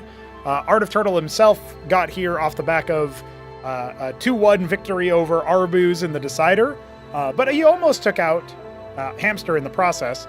The Shambler lost to Jakulangski 3 times and lost to Doglived once, but he was able to get the better of Doglived in the head-to-head at the end of the day, and so he ends up getting out of the Battlement stage. We saw the highlights there, of course, classic move. And Shambler obviously does proceed onward. Now, he didn't have to play versus Terran, and TopRamen did have to play versus Protoss, so there is a little bit of footage there where Shambler can maybe recall the match that was played between Ramen and the Night Fox and say, okay, well, Ramen was actually down early on, could have been defeated maybe if the Night Fox played a little bit more aggressively with the units that he had, or he just found the right timing on the attack. He might have been able to uproot the Terran player before Tier 2 got activated, before the Morning Stars started raining hellfire from the skies, courtesy of the Seraphs. And yeah, I think Shambler, he seemed to understand that. Whether he can remember that when it's time for the game itself to take place, that is another story entirely, gentlemen. Because it's something that you have to think about. You know, you have perfect vision when it comes to the map, you know, watching as a spectator, right? And so it's hard to remember exactly what you as, you know, the Protoss in that situation sees. and also what you're focused on. Obviously, they're two different players. They play it differently in that sense. So let's find out what's behind this door, I suppose. Certainly something to think about here. Shambler comes in as seed number 10, which is actually really low. I didn't expect him to be seeded so lowly, but that's just sort of the way that the battlement stage looked. And that's what we used to inform our seeding first and foremost. Considering he was the, on paper, in terms of like a record, the rockiest qualification out. Essentially lost the most games, I guess you could say. Definitely a rough start there. But TopRamen comes in as seed number 7. So he is the best looking player from the battlement stage that qualified out in second place. I can put it to you that way. Obviously all the top ones, first places, got out ahead of him. So there was no chance there for him to get higher than 7, but 7 is the best you can do as a second placer. And so TopRamen deserves a little bit of an attaboy for that, but he wants more than an attaboy. He wants to move on. He wants to face Hamster in the 4th quarter final. And that is indeed what is on offer here. So I am looking forward to sending him forward in terms of talking about him in our little intro section here. So let's talk a little bit about TopRamen, because this guy has played a decent amount of TVP. He's certainly trained with Hit 'em Up and all that.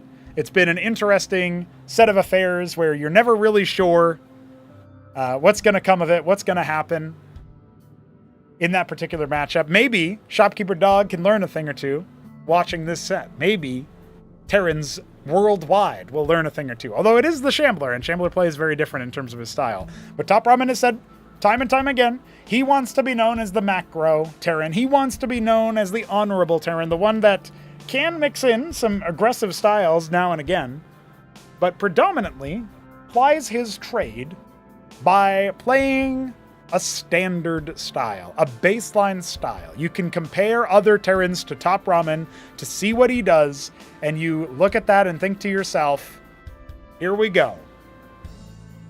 Here's what we got. Here's what Terrans can do in a traditional situation. You just think about how TopRamen would play out a situation. That's your metric. That's how you want to be. That's how he wants to be known. So, color me a little bit surprised when TopRamen, with the veto advantage, the seeding advantage, decides to pick Serenity as the map start, because this is a map known for aggressive stuff. This is a map known for, well, pretty heavy aggression. How Shopkeeper Dog beat Neblime on this map. It's certainly an interesting setup here. So let's find out together what is behind this series. What is behind the first door? Here we go. It is going to be, of course, well, we have a GLHF from our admins, so that must mean it was Smarty Cakes adminning this match. There we go. Shopkeeper Dog gets to watch TopRamen in the top right. He is our black Terran. Oh, it was jet black after all. Look at that. And the Shambler is our brown Protoss in the bottom left. So, TopRamen in the top right. I mean, he must take this game, right? Just based on that alone. Let's see, lads. Let's see, gents and ladies. Gateway first for Shambler, no surprise. Ramen going for Fulcrum, also no surprise. Although, it does feel a tad late. He's only harvesting with one Mason there. I wonder if that's like some kind of other optimization. He does everything for a reason.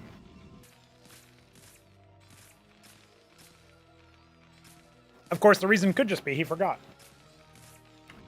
But we won't entertain such bluster. Second gateway. So this is pretty standard. We're going to see probably a 2-gate before we see any, like in every single game. I would be very surprised if we see much else from the Shambler. I know he's practiced lattices, but he didn't seem too excited about the lattice play. I'll tell you that much. So a double Fulcrum opener for Ramen, and it is scouted by Shambler's Scribes continuing to do a little bit of heckling. Does force an extra worker off of Harvest, so it's not without its uses. Ramen going for that Vulture. Good stuff, good stuff. And it's actually a Dracodon to start things off. Not a Hierophant, a Dracodon. Shambler just going to copy over the Brute strat that the Night Fox was known for. Strider heavy opening here. Is he going to do it again? He has enough Vespene for both. Not quite enough on the minerals department. Goes for a Zealot instead. Zealot Draconin, the OG StarCraft 1 style composition. We'll see if he can find some joy versus the Vultures, who have already laid their mines, the first of which anyway.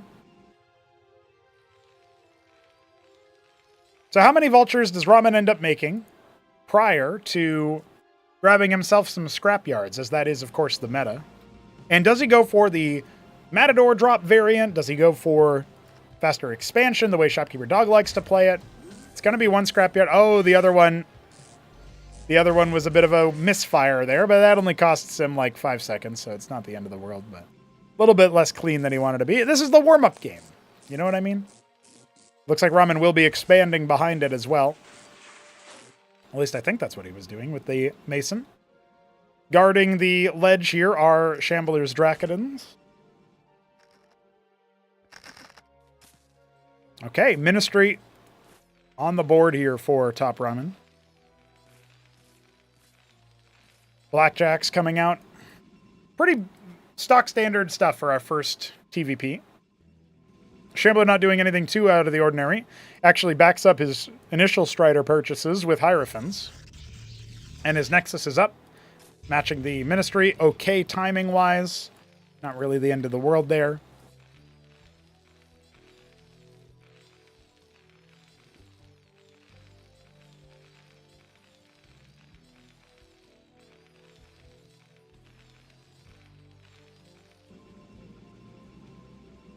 I feel like overall, as a Watchdog is coming out here, is that... Yeah, that's pretty far forward here. So the Watchdog is going to scout out what Shambler is up to. It's pretty smart.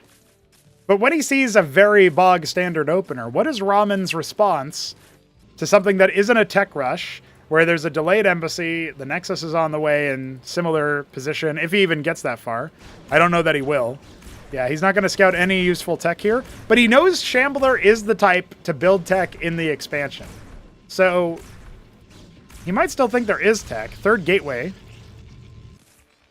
We'll keep track to see if that's canceled or not, but I don't know if Ramen was paying attention anyway. Interesting. He wants his Palladium sooner, so he lifts it off the second scrapyard. Okay. Interesting, interesting. He saw the complexion of the army. It's Hierophant heavy. It's Strider heavy, really. So this is something where Shambler probably wants to brawl, and the Witness is coming out to clear the mines because he knows that the Vultures were made in enough quantity to deal with that. So he's going to clear the mines, try to take a more aggressive spot. If we can get 2 Phalanxes up, I think that's the defense condition for TopRamen. That's my thinking right now. He's going to be marginally ahead on workers, very, very marginally. And he should be able to get up to the 3 base relatively easily. But let's see. The Witness coming through. Honestly, I'm of the mind you can select these mines and then detonate them manually as the Terran. And I'm kind of the mind that once the Witness comes out, it's probably better to just detonate them yourself and take the area. But they give you a little bit of map control. Ardent Authority indeed coming down to the natural. No surprises there. Extra Fulcrums being started. Does he see the Witness on the way? The Mason sees the Ardent Authority, that's for sure. All right, well, he's actually going to start doing some muscle. The 2 Phalanx push, and he's got more units coming. Of course, more Fulcrums coming. So this is a reasonable army. But remember, Shambler's army quality is pretty high, and there's no Vultures with any mines. No reinvestment ever came through. The Watchdog is out here. I don't really know what it's for, actually. I guess maybe just it was supposed to be for a scout or something. But it's just going to end up lifting off. It's going to soak up some damage. Phalanx deploys, but they're pretty far back. Ramen has to watch out for that. I do like taking a position of power on the map and just kind of chewing through the melee. Shambler being a little bit, I would say a little bit too antsy here. Zealot's charging forward. Oh, he's going to chew through a lot of those Blackjacks on the side. Remember, the attack speed enchanting the Draconins gives you way more DPS than Ramen might be used to. But even still, as those Hierophants get targeted, there's only the 1 left, and it's at below half health. The Phalanxes can easily reinforce this position. Oh, unfortunately, Ramen not paying attention. That's an unforced error in a big way. He still ends up trading it for a lot of damage onto the Hierophant and 2 more dead Drakatans. Third Ministry on the way. The problem is he doesn't actually have a second Palladium up. Now he does. He can maybe go for the Phalanx round. Scouts out with the Mason just to see where the army is. Does he want to finish the job onto that army? Because it's allowing Shambler to stall out a little bit. Well, he pops the Hierophant. I guess that's the main thing. We've got 1 Acantor. I don't think Shambler can hold from this position. He never really scaled his production up. He needed more gateways, I think, if he wanted to make this particular style work, and maybe a little bit of a better handling on the micro, but I'm not even sure that you can micro very well versus this. Yeah, as the Drakatans get shut down here, it feels like it's a pretty open and shut case. Ramen's got his third Ministry coming as well, so even if this game does go a little bit longer, unlikely for him to drop it. He's got more Blackjacks coming. That 1 Shambler Drakatan all by his lonesome. But the Blackjacks clear out the Zealot. That's it for the Drax. He's going to start some very last-minute Wardens that are very, very late. His second Acantor will finish. So at the very least, he's got a little bit of a defensive posture here. But he is under the pump, and he's got so many minerals that he can't spend right now. You can maybe say the same for Ramen.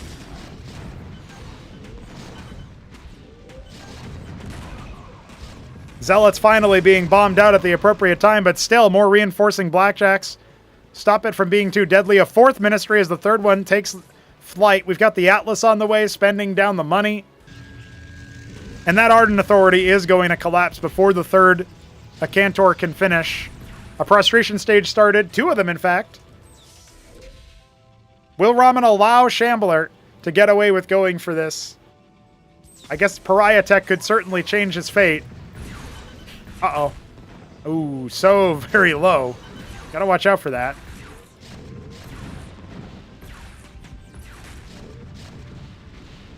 Kind of funny that those Wardens actually end up doing something. I was a bit surprised to see that. I've seen this get landed here so many times, I don't even know if the town center marker is misplaced or what, but that's pretty funny. Blackjack's got to dodge those balls. They're actually going to go after it, but I don't know if that's a winning maneuver. They're also not targeting the low HP one. There we go. Focusing it down finally, and Zealots clean up the Phalanx in the meanwhile, so it looks like this map won't actually end as fast as I thought they would. Nice moves from Shambler, taking advantage of Ramen overextending with the Blackjacks. He still loses his last Acantor, and he can't replace that right now. Yeah, and look at that. Ramen's not even biting. He should defend versus the Zealots at the very least, but he's trying to focus down the Nexus, and I think he's got enough DPS to do it, and that is going to be a crippling loss economically. He's got more reinforcing Blackjacks as well to clean up the Zealots and maybe force a cancel on all of this. It's unpowered. I don't know if Shambler even notices that, but... Tier 2 now completing. We've got captaincies. We've got starports on the way here for our Terran favorite. And maybe we're seeing why he's the favorite. The pylon does end up finishing up, so at the very least, those frontline defenses won't be unpowered. In fact, none of them will be. Remember these cannons in the high ground. First round of pariahs is about to finish. And remember, Ramen is still kind of in a transition period right now. He hasn't actually actuated his tech advantage. He spent a lot of money on it. And his mech army is pretty low. Shambler actually has more combat units than him right now, and we are getting a Mine Tyrant to pair with the pariahs. So this is one of those things where I always wonder about Ramen going for the heavy macro when you could just get bowled over by the opponent's army. He's done well, especially with this Nexus. It's going to short-circuit a lot of Shambler's spending. But he had a float anyway, right? So not as impactful as maybe we would initially think. He could just end up going for Mass Gorgon here, the way that Shopkeeper Dog was doing versus Kasuga that one time. And I would actually say that should be a pretty good unit to build. We saw how effective it was at sniping the Mine Tyrant. Now, when the Mine Tyrant malefactors a unit, chooses a champion, essentially, which will be one of these pariahs here. We talked earlier about this, how the shield count is equivalent to the energy of the Mine Tyrant. But if the Mine Tyrant itself gets attacked, the energy is bypassed. It's just the shields and HP that the Mine Tyrant has. Oh my god. No way, dude. I thought for a second he was just going to end up sniping the wounded one before the Mine Tyrant showed up. You could see him trying to focus it down, but this could be the turn. Only a couple of units being claimed. But again, where's the military out of Ramen? He's making sundogs. I see. He went for an add-on on everything instead of building basic units that were immediately available. Kind of the greediest possible move, if you ask me. Especially off the back of your 4th ministry. There's no way Shambler turns this over, right? That's a lot of Masons. Oh, they're getting stunned up by the lobotomy mines. But the Mine Tyrant is exposed. I don't think it's actually going to live. Yeah, that's it. No more Tyranny of the Sun. And these Blackjacks and the Phalanx, of course, do take extra damage, remember. So that's a wrap there. Some reinforcements streaming on in. He's got Strigas and Sundogs out. I think he's stabilized. Worker count's so far ahead.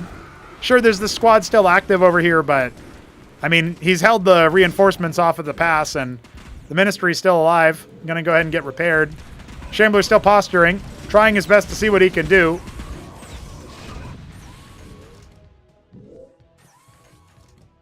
He's got more pariahs coming. It has been a remarkable recovery for him. Only artisans around are getting cleaned up by the Sundogs. Can go after the prostration stages in the process here. Another army attack, but... Pariah's getting crippled. This army went off to the side. If that had linked up with the force that was already on the map, that smaller Tier 2 army from TopRamen might have been in danger. But now with the reinforcements and with those mines from earlier, a little bit of prescience here as they activate. Ramen actually hasn't even noticed yet. Now the Pariahs are going to start announcing themselves. No Masons are even over here to mine, so that attack is not going to be too effective. Reinforcements might be enough to clear this out. Hard to say. He might have to pull his army back. It's a bit of a slow mover since there's so many phalanxes. Oh, the Sundogs are finally going to get held at the pass by the Pariahs as well. This prostration stage not going down, a Warden being invested for it, but the 3rd base will have to be canceled as TopRamen's army comes down. That ministry lifting off, going elsewhere. All the Masons over here, undefended, but also not aggressed, and Shambler's going to have to cancel that Nexus indeed.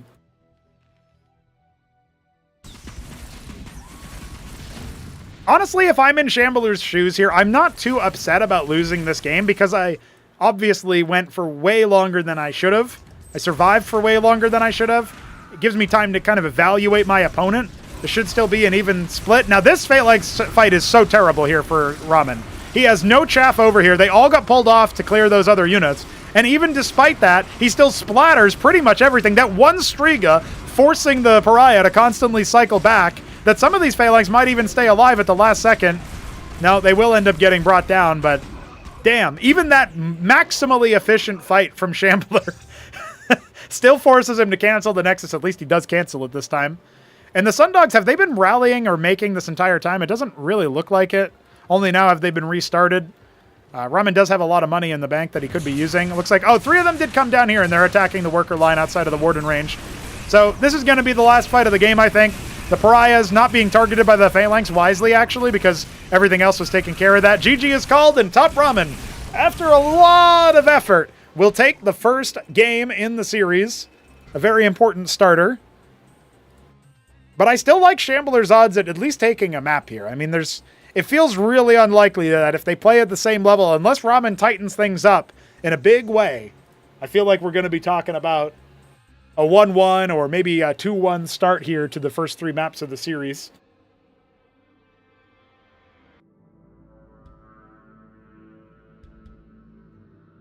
Could have been cleaner. But, hey, we like those kinds of games. And look at this.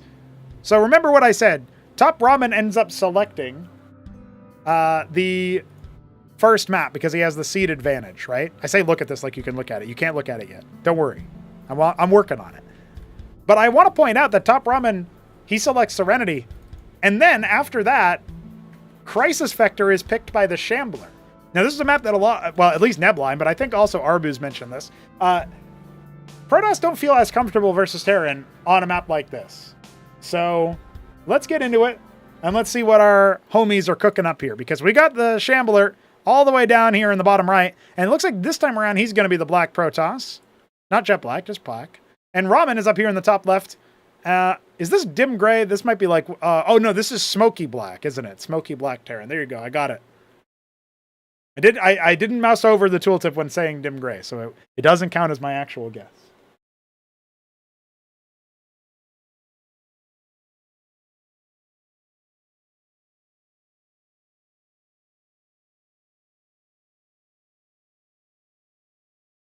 Gateway starting for the Shambler, so same start as before. Would be surprised to see a lattice pivot. We have no Vespene on the way. Of course, the Fulcrum on the way for Ramen. No surprises there. And he'll leave one Mason on gas so that he can... oh, he actually restocks it. Okay. Interesting to see the build timing here. Now, does Ramen want to try a different strat, or does he want to just stick to what has worked so far? That's what I want to know. Let's get the audio back in there, boys. I didn't forget for like 10 minutes like the last time between Jack... Or it was like 6 minutes, but whatever. Jack Kenoli on decapitation, I think it was. All right. Double Fulcrum. Shambler scouts it out. No surprises there. Sometimes I've seen this before, but it does require you to lift off after if you want the clean SimCity. I've seen Terrans put one structure here offset by one so that the Mason isn't harassed as much. It's pretty inconsequential at the end of the day, but maybe you don't have to pull a Mason to defend at that point, right? So it's probably somebody will prefer that stylistically, and we'll hem and haw about which one's better, and it'll be great. It'll be beautiful. The depth, the strategic depth. Shambler going to go ahead and start things off with 2 Dracodons and the Zealot immediately. So very similar to the last build. He wants to basically run it back. He's going to need to make some different strategies, different decisions when it comes to the opening, right? I think that much is probably not very surprising or controversial to say. Because he did get very far behind in the early game. And it was a pretty stock standard, 2 Phalanx, Blackjack, heavy push, with only minimal mine coverage. Now this time around, of course, we could see based on the minimap, Shambler not pushing the issue, not moving across the map, worried about the mines. And he has good reason to. There are 4 Vultures out. 1 or 2 Striders getting stunned up by the mines. Yeah, 4 Vultures can clean that out. But now Ramen's going for Cyclops. And he has no other Vespene here. So he spent enough Vespene to afford a Fulcrum, 50 Vespene, 25 gas for each Cyclops. Oh, he queued them up. Okay, so that was actually 100 gas. That's interesting. Shambler, getting his own Vespene, has already made 1 Hierophant, a second one on the way. More Dracodons as well. He believes in the Dracodon heavy style. And we have Ramen going for his Ministry off the back of 4 Vultures and 4 Cyclops. So now all we need is 4 Goliaths, and then he can make the add-ons, make 4 of every other unit.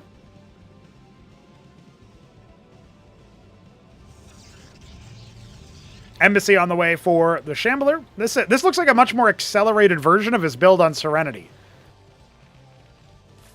Although I will point out that the Nexus is... Actually, it is closer in timing than before, so... Yeah, it looks like maybe Shambler... smoothing out some of the build. Obviously, each map will harvest a little bit differently as well, so...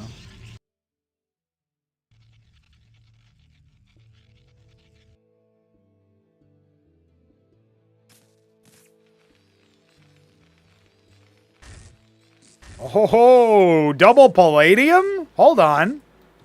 What is he planning?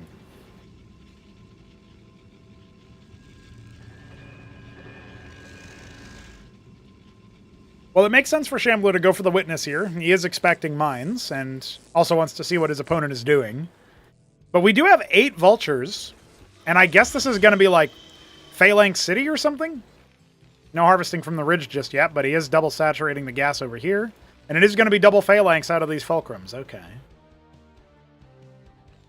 So this is probably another 2 Phalanx push queued up for Ramen. He scouts the Nexus, scouts only Vespene being harvested, scouts the Strider heavy army, and the Witness is now flowing across the map.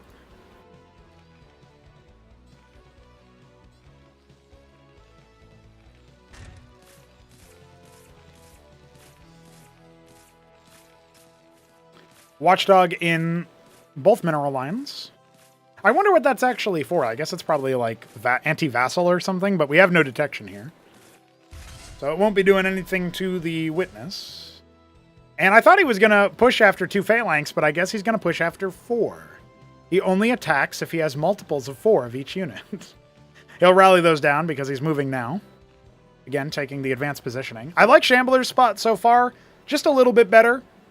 This attack is a little bit unproven. If the Vultures chaff it out enough, if they kind of stuff the Protoss's own chaff, then that can be a good move. Remember, we have some mines here that aren't being used. Ramen trying to cycle back. He'll lean one mine down. Yeah, I mean, the Witness is spying on everything here, and there is still no detection, so... Ramen now going to push forward. He's got his phalanxes from the rally. He's got 2 more coming. So this is a very phalanx-heavy army. He's lost a little bit of HP on a Cyclops. He's lost an entire Vulture. A couple more mines can be put down, but the Witness obviously still following. Actually, the Witness does peel away. So Shambler technically doesn't know what's happening yet. Now, does the pounce happen good enough for Ramen? He needs to clear the Zealot.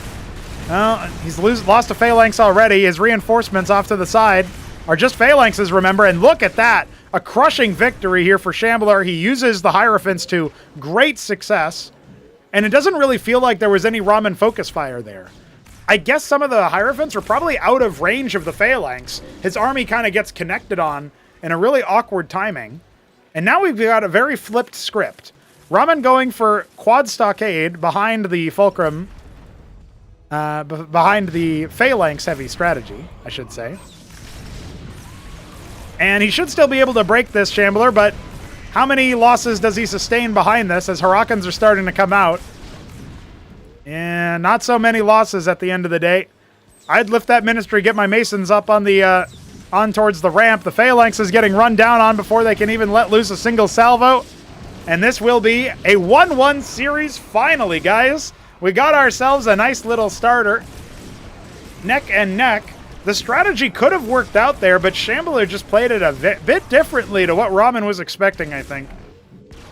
And even now, his battle workers got the next spawn of Hurricanes out, but I don't think that's going to be enough. I think he's probably sustained a little bit too much damage. Now, that's a better spot for his phalanxes to engage, but we've got an Acantor coming. I guess he might barely hold? No, the Zealots are going to pick that one phalanx, I can guarantee you that. Yeah, these units are still alive. Oh, we just thought maybe he'd be able to do something, but the reinforcements battling the battle workers. They're all idle. The phalanxes are dead. It's just Huracan doing their best. The Zealots are finally going to go down. Instant siege. Ay, ay, ay. The reinforcements are a little bit too good. He doesn't need that Acantor.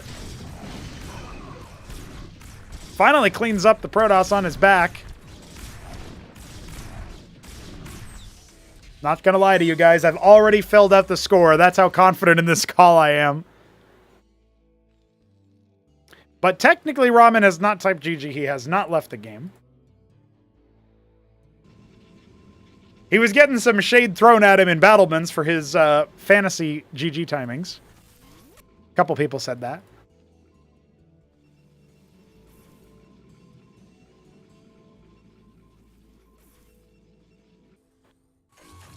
And of course, Shopkeeper Dog doing tier 1 balance whining in the chat.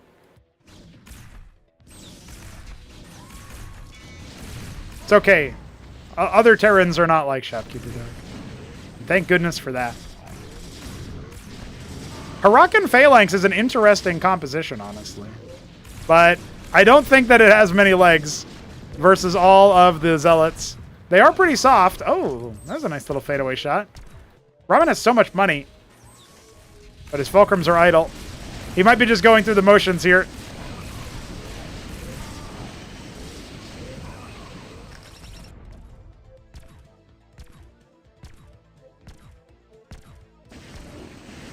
Silly Ecclesiast. Ahmed owns you.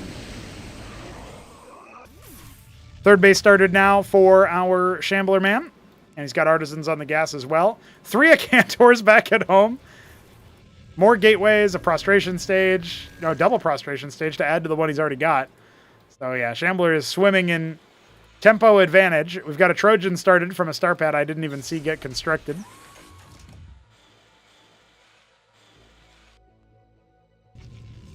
Ramen trying to make this still an active game.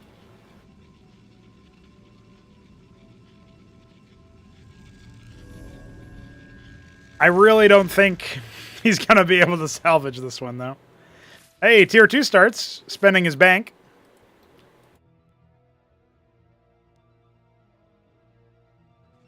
Ahmed sees all.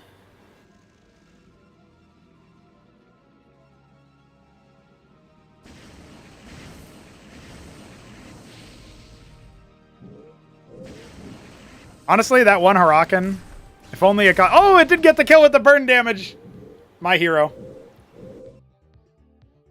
It's going to be a Phalanx drop, but there's already servitors here. They do get pulled away. And Ramen is actively paying attention here. Artisan will scout it, but will Shambler pay attention to the minimap? I don't think so. Ooh! Now, this one already had some frags, but that is a good 5-6 workers killed. 7 workers. He's got a long way to go, but, you know. Shambler and getting dropped by Terrans. Well, check out tomorrow's cast for more of this gameplay. Oh, no. Hold me. Devastating. Tier 2 finishes. If Shambler keeps hemming and hawing, he might have a real fight on his hands. Of course, it's down to Ramen to force the issue, to distract his opponent. Triple captaincy.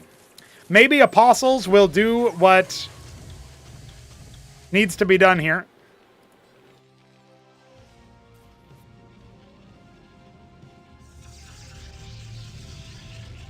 Defense is going down. We've got pretty good anti-drop defense over here. Shambler really taking it seriously, knowing that that's probably one of the only ways he could lose from this position. Cestus being constructed. There's actually no anti-air here, which is hilarious to me. Oh no, the Artisan is trailing the Trojans. I don't know if Shambler noticed that, because obviously the Artisan was idle. It doesn't really seem like he's panned over there at all. He's trying to set up his army instead. An Anchor doing its best. It looks like the drop is trying to thread the needle.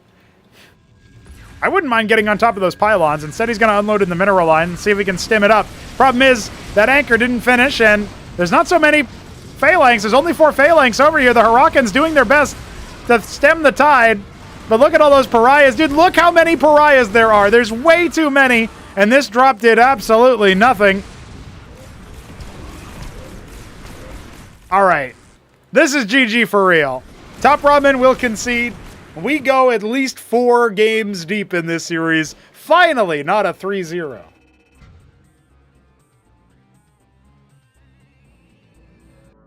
Man, Shopkeeper Dog looks silly now saying that extend the game by 5 minutes. You flip it, it's not even close. Yeah, exactly. Ramen extends the game for probably exactly 5 minutes, I would say. Classic move. He was only pretending to be annoying. We've got Brainstorm up next, and this is a map pick by TopRamen. He did this against Krankendow as well. So he's got a plan. He's got an idea. Let's see what TopRamen wants to do here.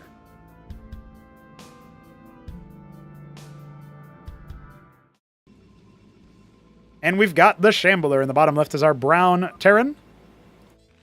TopRamen in the top right. He looks like he's not just white, but I'm going to say white. He is the white Terran. There's something about this color that made me think it was like slightly different than that, but that's all right.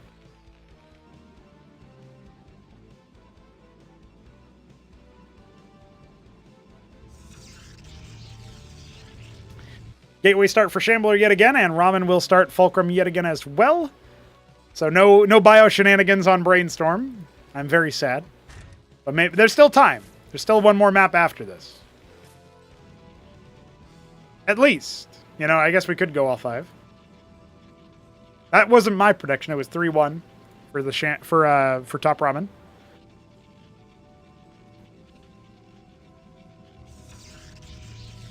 If we do need all of the maps, we have Mass Destruction and then we have Near Impact as the decider. So we'll have one more 4-spawn map on our hands. Obviously, so far it was all 2-spawn maps. Before the second Fulcrum can go down, the Scribe already makes it there. Mason will see the 2-gate opener. 2 Fulc obviously more expensive, but very common as a response, or as a general opener in this matchup, I should say.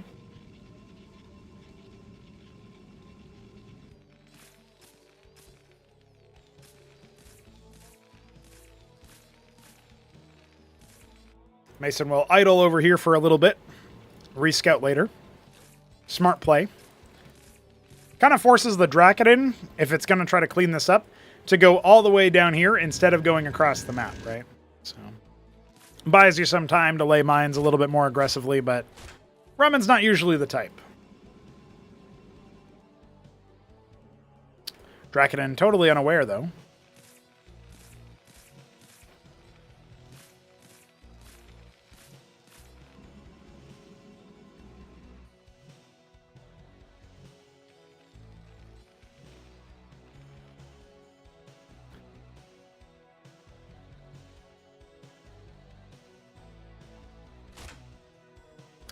Man, the brain drain that lobotomizes you. That's too many brain puns for me. That's a storm of brain puns. Double scrapyard for TopRamen. And going for his expansion now. He's got pretty good mine coverage all over the place, so he should be insulated from any attack. At least early on. But it's a pretty fast nexus out of Shambler, so not really the end of the world there. He does certainly like his Dracoden Hierophant style, which is expensive, but I can dig it. I like it.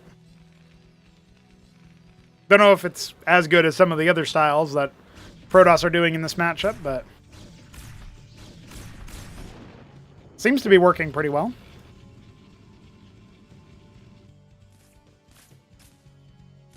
Kind of shuts down early aggression from the Terran.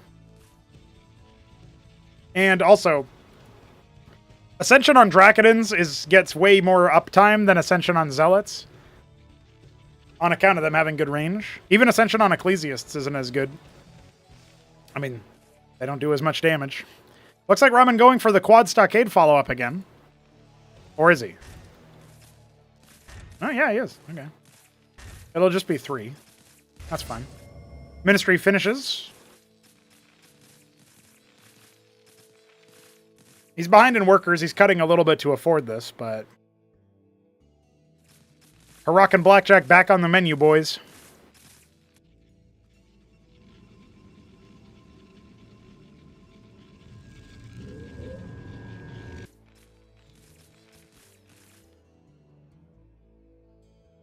Interesting his army is out here. I guess it makes sense. You can pivot down here really easily.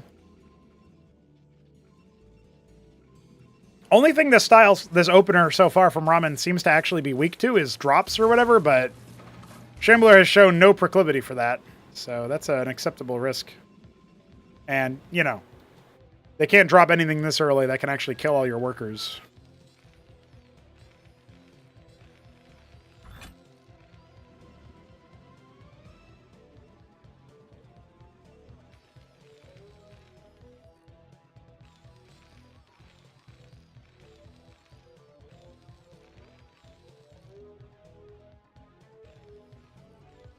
These are deployed Matadors, telegraphing already that the drop is incoming. Now, Shambler's army has already left the building, but how does he actually get through this position even if he knows that there's a mine there? I don't know. He also didn't really scout too deep with the Witness either, did he?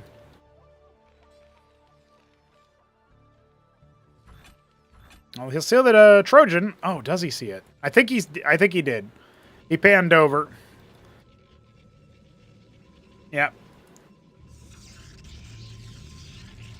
Good scouting with the Witness. It actually even is watching the Trojan leave, although Shambler is not watching that. Watch out now. Now, this style doesn't have any phalanx. This is pure, you know, like bulk, really. But the attack can still do a surprising amount of damage, and there's only 2 Hierophants with this squad. Still has to watch out for that attack speed increase, but so far it hasn't actually kicked in. Artisan off to the middle of nowhere. Reminds both players about the drop.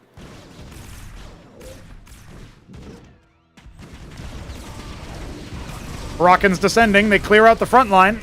But now we're going to get that attack speed increase. Oh no, actually he was too far away from the corpse, and the Matadors are doing some damage. They've killed a couple of workers. Actually, the Striders were preemptively put there, but that made the ground army much weaker. And now kind of boxed into a corner. Ramen chooses to reset the position. And this might be the right choice. There's only a couple of Striders out here. Well, I say that. There were 2 in the mineral line. Yeah, the brain drain can't really be broken here. But look at this. The reinforcements, if they rally quickly, they can and will isolate all of the Draconins. The problem is there was an Ecclesias mixed in there, and it ended up... yeah. Ended up speeding up the Drax, so...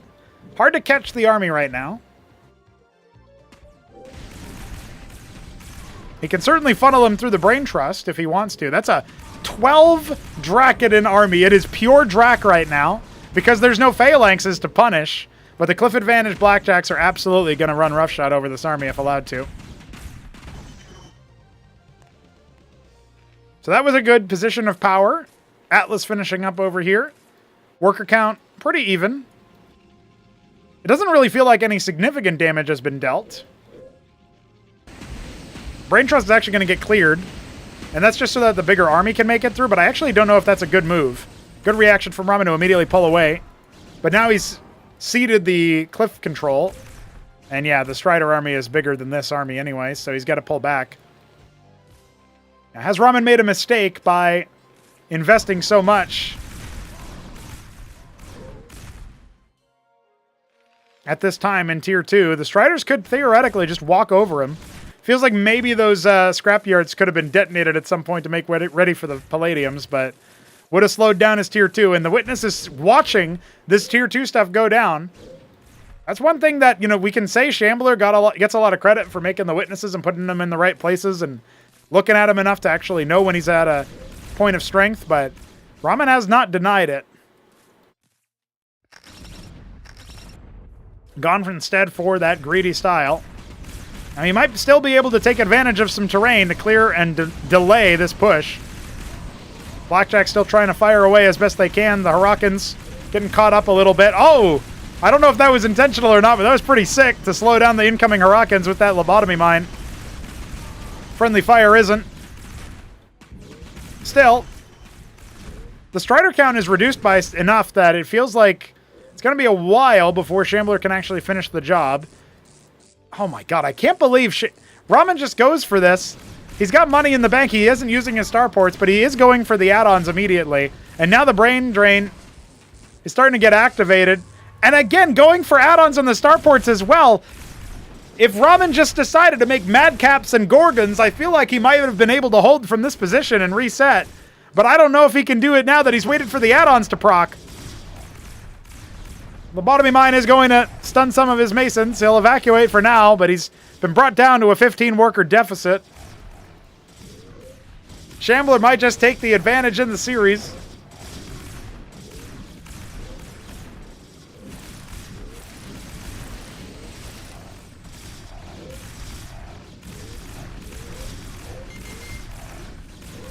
Ministry lifts off a little late. Might not even get out. Yeah, not even queued up with a movement. It's being sacrificed. Ramen, no money left for him. No units left for him. He might have hit Tier 2, but he did not get enough units out. It's a gaslight build. Blackjack Huracan lets you rush up to Tier 2, but if you don't have the units and you don't have the income to hold back the Protoss, turns out that Shambler posts up. And now, dude, he could win the series. He could qualify forward into the quarterfinals and face Hamster. He just needs to win one out of the next 2 matches. And his map pick is up next. Mass Destruction coming at you next.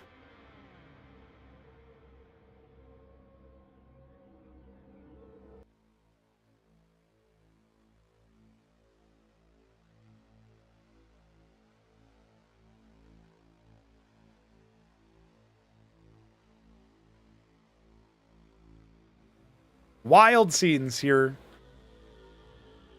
Not at all what I thought was happening.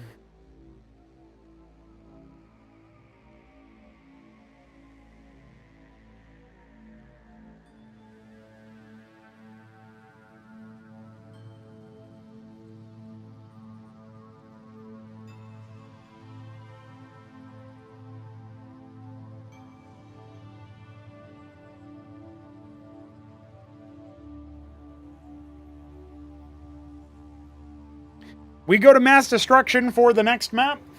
Here we are. TopRamen in the bottom right.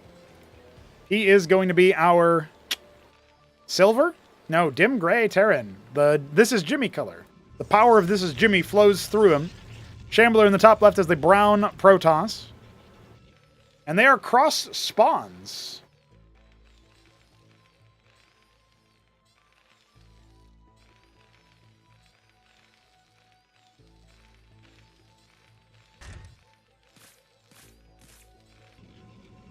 Once again, it is gateway into Fulcrum.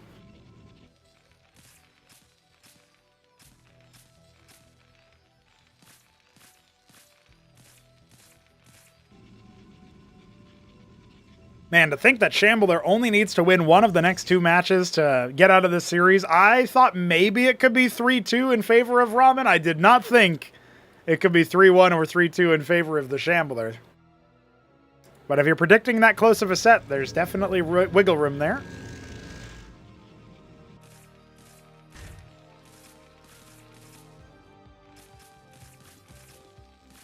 Workers are going to meet each other towards the bottom left. Box Scout, I think, for both players.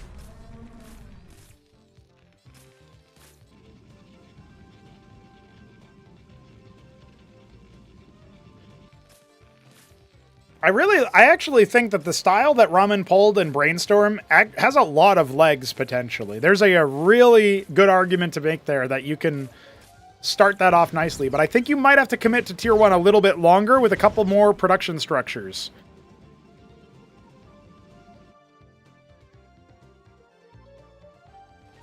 Now, obviously, if you can do that while still having resources to tech into Tier 2 to begin with, that's the question. That's the question. But I think if you mixed in, I guess you might need like more vultures or something to lay mines, but you want to keep the blackjack count high. So does that mean you need to spend some Vespene on more fulcrums? I don't know. It's difficult to find a way to optimize that build further, but I do think that there's a really big argument to be made.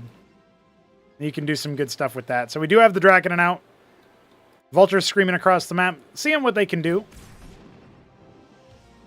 Most likely just going to be held at the pass, but he knows that at least one Draken is further out. Instead, he just leaves some mines in the general angle.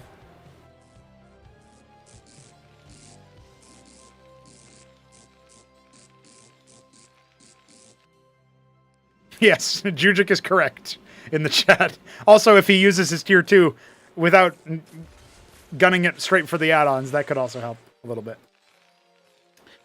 But that's not the Ramen way. The Ramen way is make like 4 Ministry and 8 add-ons and then not have enough military to hold. That's the Ramen way. But, you know, Neblime once told me a story about like one of his practice styles where he does something and he is as greedy as he can be. And when he loses, he's like, okay, I'm going to be slightly less greedy, like 1% less greedy. And then when he loses, he's like, I'm going to be 1% less, and he just grinds it out. Back to back, nonstop.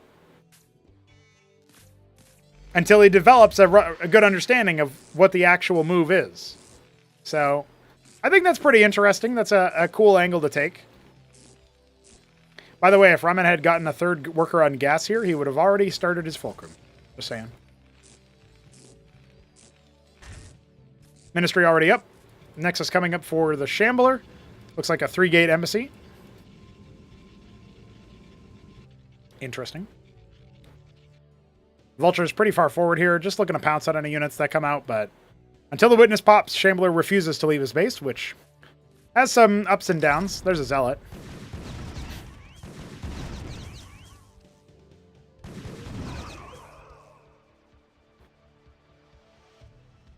Offered up to the lobotomy gods.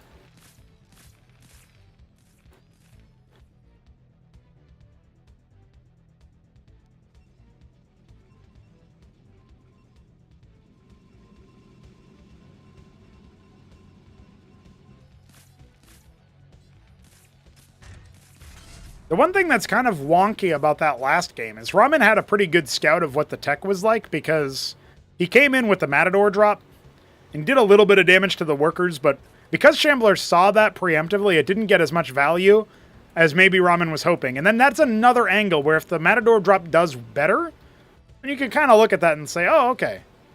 Like, I'm further ahead. I actually can afford to wait for the tier 2.5 stuff to actuate.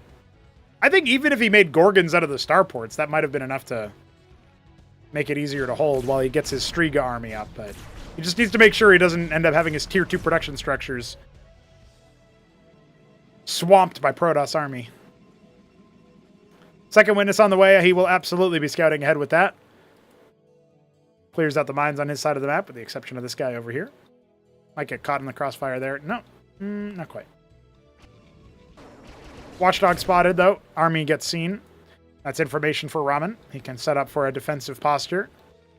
I don't like an attack here from Shambler, but I certainly don't mind denying the scout and pushing in. I think maybe taking a third base from here would be good.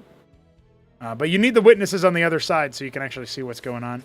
One thing that Ramen has not done, I don't think in any of the games here, I haven't seen a single vestry out of him.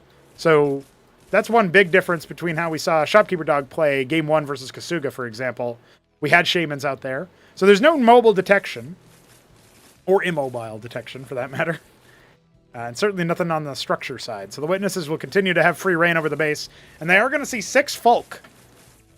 Kind of going back to how Ramen won the first game. But remember, that was off the back of a push that maybe Shambler wasn't quite anticipating. By the way, nice start. Nice side to spawn on for Shambler. Obviously, I'm sure Ramen just shift-tabbed here, but brown on the dirt side instead of on the sandy side. It is his map pick. Clearly, it's rigged. So, 2 base prostration. Kind of similar in that way to Kasuga. Remember, Serenity opened up our series, and the Mind Tyrant wasn't as impactful as Shambler was probably hoping. When the production has been doubled for Ramen, he can start to push forward. Blackjacks and Vultures make pretty quickly, so no worries there. Kind of hemorrhaging a couple of those front liners, but the witness will continue to warn for where the phalanx are. I don't really like Shambler's position here. His army count is not really that big. He does have to watch out here. Oh, he could have lost that Hierophant if he was being focused down. So he's only got the 5 Hyros. That's a pretty good amount, actually. When I say only, well, he's got 3 more up here. I kind of feel like you need more Zealots here, and also perhaps more Dracodons.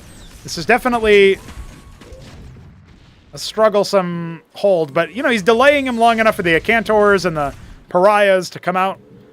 No Pariahs yet, of course. Tier 2 is halfway done for Ramen, so he's pushing while developing. And also getting a Ministry up as well. Now, I don't like Shambler falling back to this position. It's a very narrow spot. You can't exit from here now.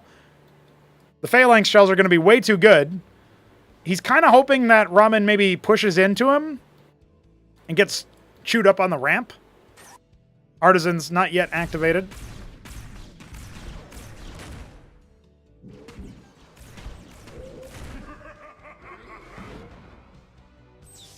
At least the Hierophants are having fun, but I don't know about this Strider squad off to the south. I don't think that's having very much fun. Shambler actually pushing the button here to go. Oh, this is going to be a disaster for the Protoss. Blackjack's on the defense as well. The Zealot count way too low. They're all evaporating, and the Striders have broken up top. Ironically, the one I was more worried about ends up living longer. And the first Pariah comes in after the fight was already gone for. I don't know what opening Shambler saw there, but it was not the right one. He still hasn't activated his Artisans top right. And now Tier 2 is on the way, with Ramen having a big military advantage, doubling the army size.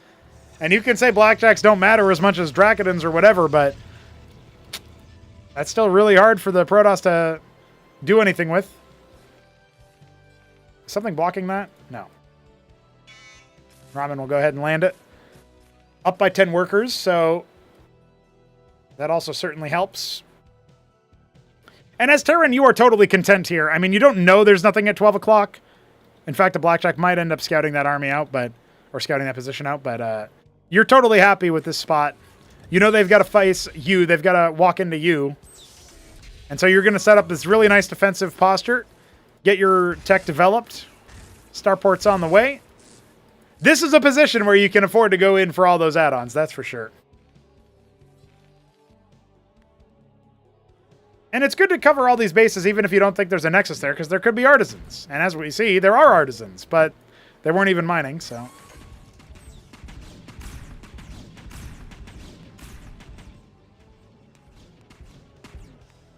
Ooh, bullied. Blackjack getting pulled in is actually going to spot the prostration stage there. Pariah already out. I don't know about leaving all those phalanx down there. That's going to be a free collapse upon. Although a lot of striders do end up going down as a result, so maybe free is the wrong word. Still, much more cost efficient. You tell me I clear 5 phalanx for 3 Drax or whatever? 4 Drax? I'm very happy, man. Well, Protoss aren't men, but you know what I mean. Yeah, Striga Gorgon. This looks like a nice little adjustment.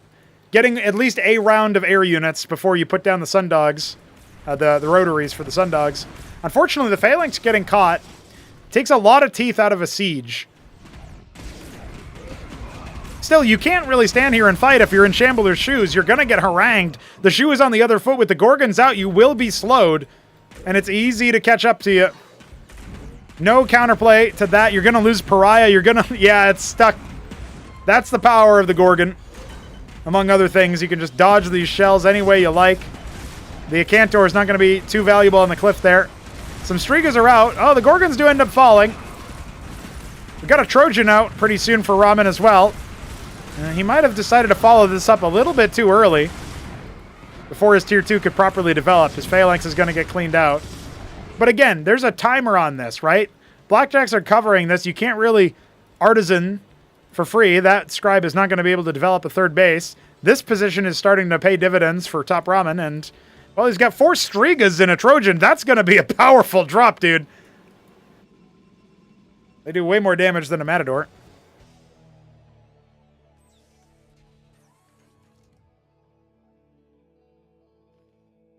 A lot of pressure here. Ramen, one big mistake, and he could be down in the lower bracket. But he's leading nicely so far. First trio of Sundogs will activate pretty shortly.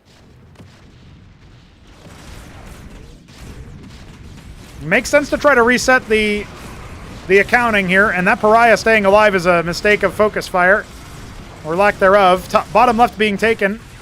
The Strigas unload, and they are going to wipe the floor with these workers. One of the Strigas does end up going down, of course, but goddamn. And look at that. This force actually has to leave because of the reinforcements routing them, and unbelievable. I mean, the Trojan doesn't end up doing much else, but does it need to? Shambler's economy in shambles. The Sundogs chasing.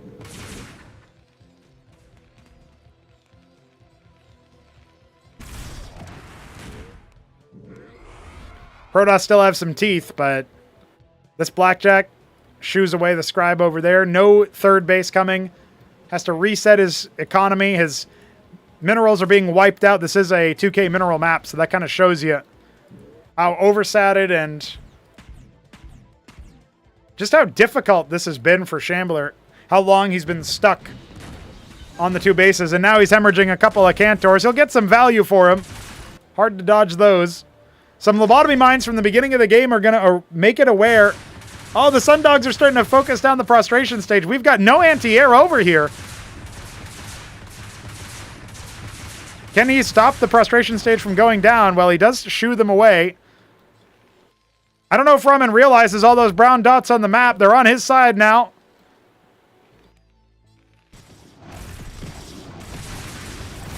This is a brawly game. We got a Trojan out with nothing in it. Still, the Strigas keep the Pariahs from splashing too much, and the Sundogs are absolutely going to have their fun. A lot of Masons go down, but Ramen's still in the lead by 10 workers.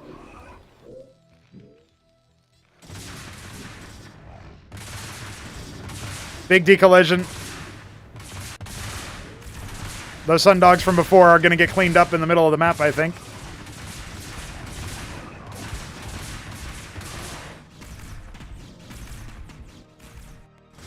And look at this, another punch in. The Ministry getting a lot of extra armor from that Cestus. It's going to take a while for it to go down. How soon does the economy reset here for Ramen? Because he's buying himself a lot of time, and the Nexus is up here.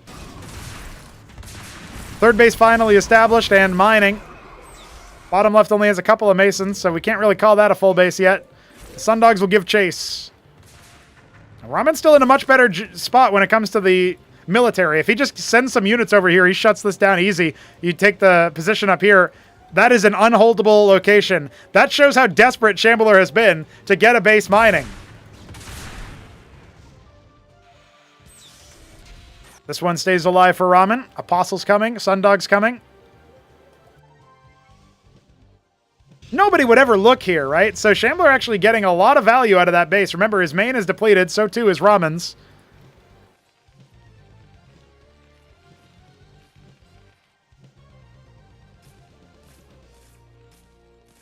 We're going to have 6 Sundogs out pretty soon. 2 more scouting around. They will find this base. He's got to pull those back. He's going to end up losing at least one. But he can still just tackle this spot easy.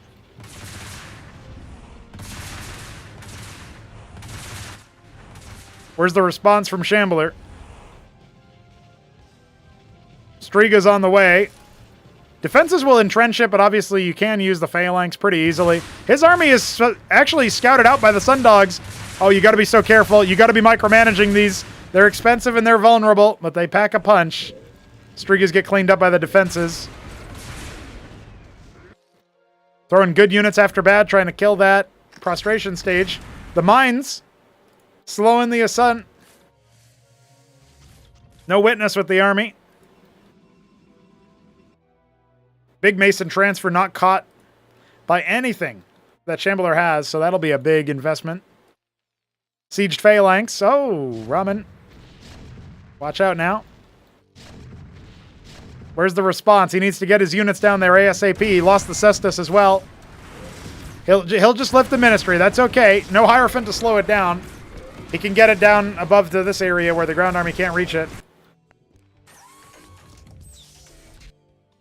Feels like he's got way more harassment tools. He needs to get like... Yeah, okay, that's what the Phalanx is for. I'm realizing now. He's just going to go ahead and drop it there, and then he'll shut down mining at that base with just a single Phalanx until a reaction can be fomented. Ministry burning, but it should be salvageable once the workers return there. The naturals are starting to deplete. Units in the middle of the map are being gutted by these Sundogs. Bunch of dead workers. The workers get pulled. And now over here, spotted for the Trojan. Oh no, Ramen's going to lose the Trojan. That's unfortunate. He's losing vision too fast. All right, a couple pariahs go down already, and we've got apostles. This is a very deadly ball that Ramen has assembled.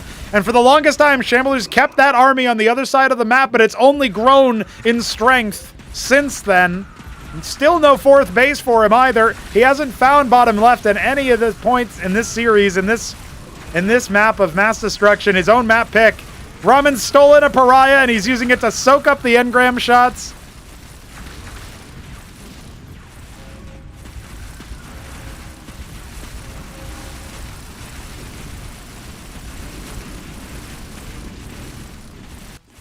There's been an attempt at stopping this onslaught, at distracting Ramen, but as he kills the 3rd base and everything else, Shambler GG's.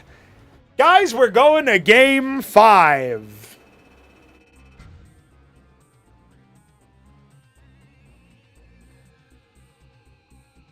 Honestly, I thought Ramen would be able to clinch that match a lot sooner, but Shambler made it scrappy. Kept that base at the 9 o'clock position hidden. Somehow.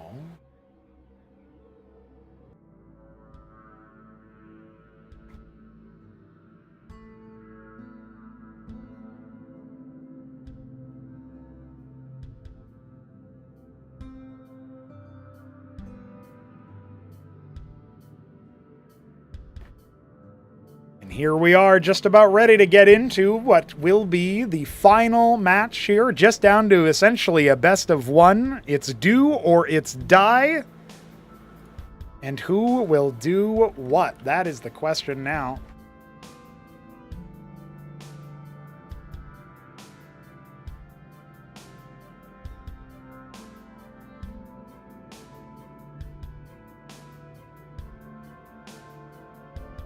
GLHFs are exchanged as we get into our final match of the day. Our final map of the day. TopRamen in the bottom right, the Snow Terran. The spirit of the Protoss is with him, apparently. Shambler in the top left. He is our Tyrian purple Protoss. And with the perfectly accurate color guesses, surely this is the one.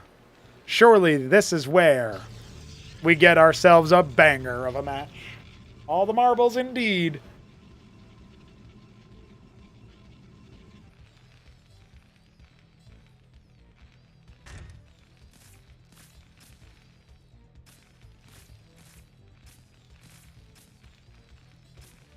First Fulcrum on the way, first Gateway on the way. We will not break with tradition in the final game of the set. Is it any surprise, guys? Come on now. Y'all knew what was gonna happen.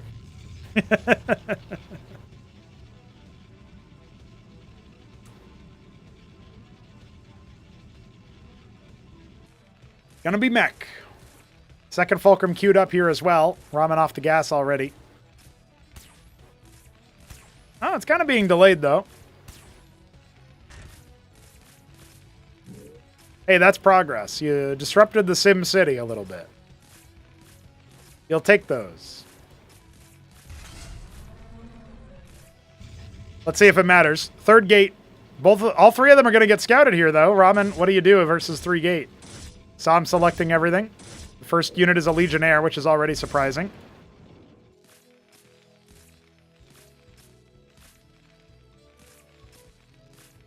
I'm not gonna lie, it kind of makes sense here for Shambler to go for something a little bit more aggressive. And this is also where I think a lot of players will end up throwing out what they've been doing so far and do something completely different. Because you've established this rapport with your opponent. They kind of know what to expect from you. And Shambler has just been like, yeah, whatever. I'm going to go 4-gate Legionnaire spam and see if you can hold. And we've got lobotomy mines out the wazoo and anchor starting. Like, Ramen is taking this seriously. Ramen is taking this very seriously. So let's see if that continues. 4th gate already on the way, which is wild. 4-gating this late in the series. It's like 7-pooling your opponent or 6-pooling your opponent. So late.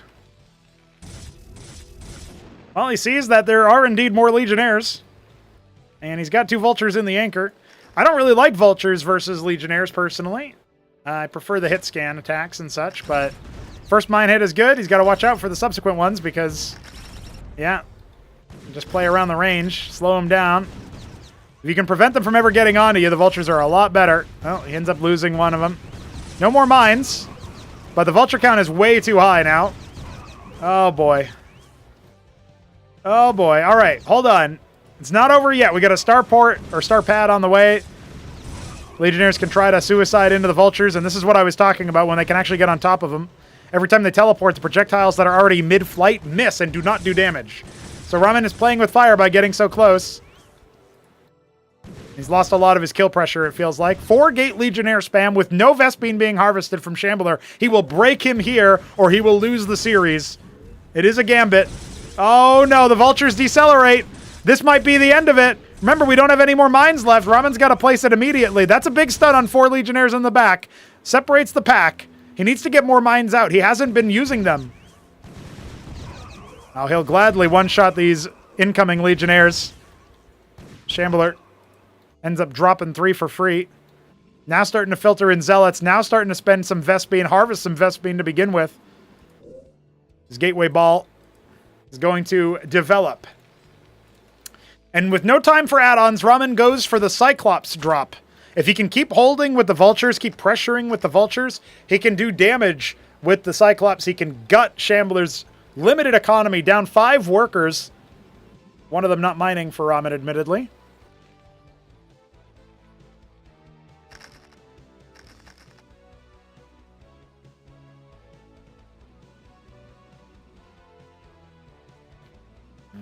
All Shambler needs is a little bit of confidence, a little bit of an unfavorable trade for Ramen, and this gets a lot scarier.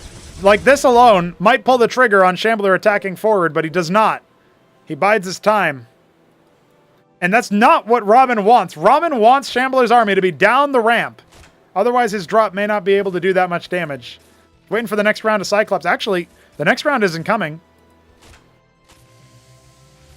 It's just going to be... Oh, no, never mind. It was already in there. That's why. Clearing some of the mines. Trying to dive in. Some of the Legionnaires very low. Cycling back. Good hits. Good stuns. Keeping them away. Keeping them interested. Keeping them engaged. Away from all of these vultures. Gives one up for free because of the mines, but he's happy with that. Remember, the Trojan is going to come on in. And what reactions do we have? What defenses do we have? Shambler staying pretty close to his natural. Now starting to pivot across the map. Remember, there's still a lot of kill pressure here.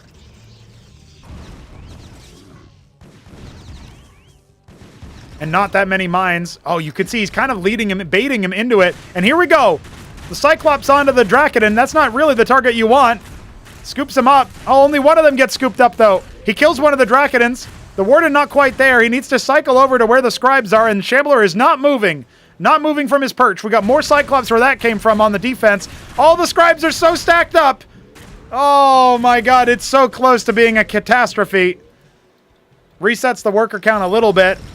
Still up by 9 right now for Ramen. Trojan still at large on the other side of the map. Can he hold? He's got a Cestus. It feels like this is really hard for the Protoss to deal with. I love putting the Vultures out there. They are very important to the defense, but it feels like maybe they're a little bit expendable here. We got 3 more Vultures coming out soon. The Cyclops, 2 of them have already fallen, and maybe that was a bit of a mistake, but look, he pulls them all the way back. Still up by a bunch of workers here. Ramen can still clutch this one out. On the defense, he's thinned the herd quite massively, and we don't have so many reinforcements coming, although one of them is a Hierophant. Oh, it's so down to the wire. It's so close, and it's impossible to tell who's going to clutch it up. Another Trojan made. Another anchor on the way. Oh, down to only 3 military units. Is Shambler going to clutch up from an impossible situation? Maybe now it's not so hard to see who's really ahead. Maybe now we see, with the battle workers out to delay, the Cyclops popping off, but it's not going to be enough versus the tanky Striders that focus them down and the Zealots that get right up in their face. If that had been an Anseal, if that had been a Wraith, no, not a Wraith. Not even that would have helped.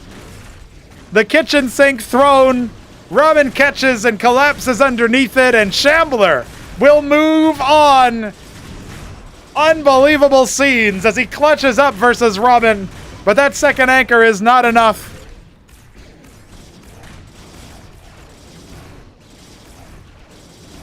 GG. Shambler will have to do a damn sight better than that versus Hamster, but Ramen is cast down, cast out into the lower bracket. And that, my friends, is our only upset of the day.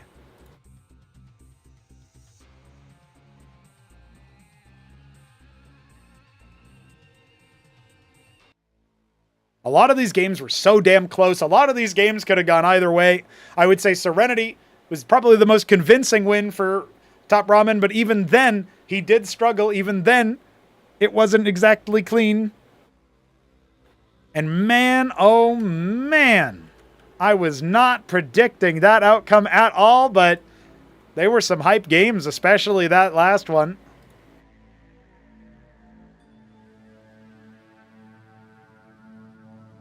Unfortunately, that does mean our favorite Terran, at least in terms of my favorite Terran, I'll speak for myself. Obviously, reigning champion Ayud still awaits, but our favorite Terran will be brought down to the lower bracket, and that is not the outcome that I thought would happen. Hamster awaits the Shambler. We've got a Protoss victory. 2 Protoss victories today. Oh, wait, no. 3 Protoss victories today. The winningest race. Unbelievable.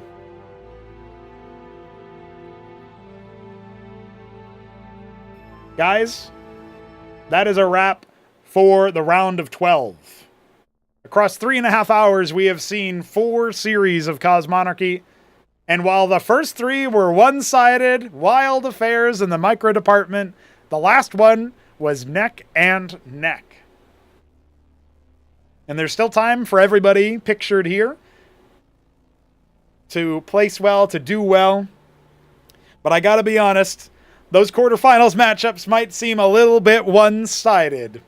Hit 'em Up takes on Kasuga, Random versus Protoss, and a rematch of the Battlement stage where Hit 'em Up 2-0'd him, and the matches weren't exactly tight.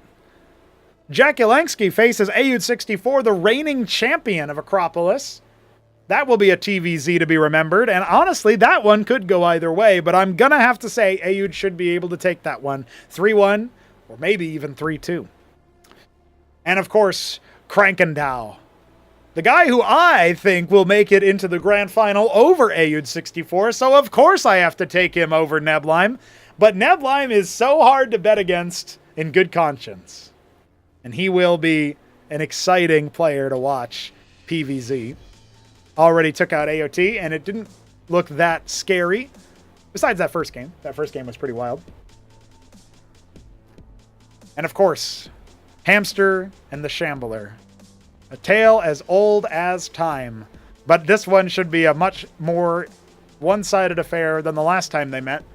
For my money, Hamster just looks like he's a cut above. Shambler struggling to earn a single win. Didn't earn a single win versus Zerg against Jakulangski in the Battlement stage. And if Hamster, in the echelon of Zergs, is put above Jakulangski, which I think most people would agree is a fair characterization. I don't know how Shambler can possibly shore up his weaknesses in the matchup in time, but maybe he can at least take a game and give a good accounting of himself. Meanwhile, you want to know who these favorites are going to play up against later? Well, you can figure that one out pretty easily, but do you want to know who the players who lost in the series we casted today are going to face? Well, if it goes by my predictions, then the Shambler, after losing to Hamster, will face Shopkeeper Dog, and that means more TVP for our doggy dog. But perhaps a match where he can leverage his skills a little bit easier. Maybe he can study up against how TopRamen took a couple games. You know what I'm saying? Just needs to stop thinking that the matchup is unplayable, IMO. Meanwhile, Kenoli, who lost to Jakulangski pretty cleanly, pretty clearly, he will face the loser of Krankendow versus Neblime. Whew! Good luck, my man. Art of Turtle, as previously mentioned, he will face the loser of AUD64 versus Jakulangski. I think that will be ZVZ. AOT 3-2 Jakulangski in Acropolis #1 qualification, if you can believe it. It was the upper bracket, and it was very tight. But at the end of the day, AOT just had it better. I feel like Jack is a very different beast now, and ZVZ didn't look too awkward for him against Kenoli. So maybe that will be an easier matchup if he does end up getting defeated by AUD the way that I predict. And that leaves TopRamen to face the loser of Hit 'em Up versus Kasuga, which means TopRamen had better practices versus Protoss, because I think Kasuga is going to be heading down there pretty quick. All right. That just about does it, lads. I hope you enjoyed the very exciting round of 12 here. This is, of course, the first time we're doing an expanded playoff stage, a Throneroom stage. First time for a lot of things here for Acropolis. First time we had 6 battlements groups. The first time we had the Tribunal stage and 3 Gauntlet stages. So here we are with another first in the book. And that means that our quarterfinals will be cast sometime this weekend or next week. I will organize those match threads bright and early, right after this stream ends, which is coming up. And I will be seeing you guys for an exciting end to our Throneroom stage. And, of course, a middle, because we're only at the beginning. So stay tuned for that. GG's. I'll see you guys next time.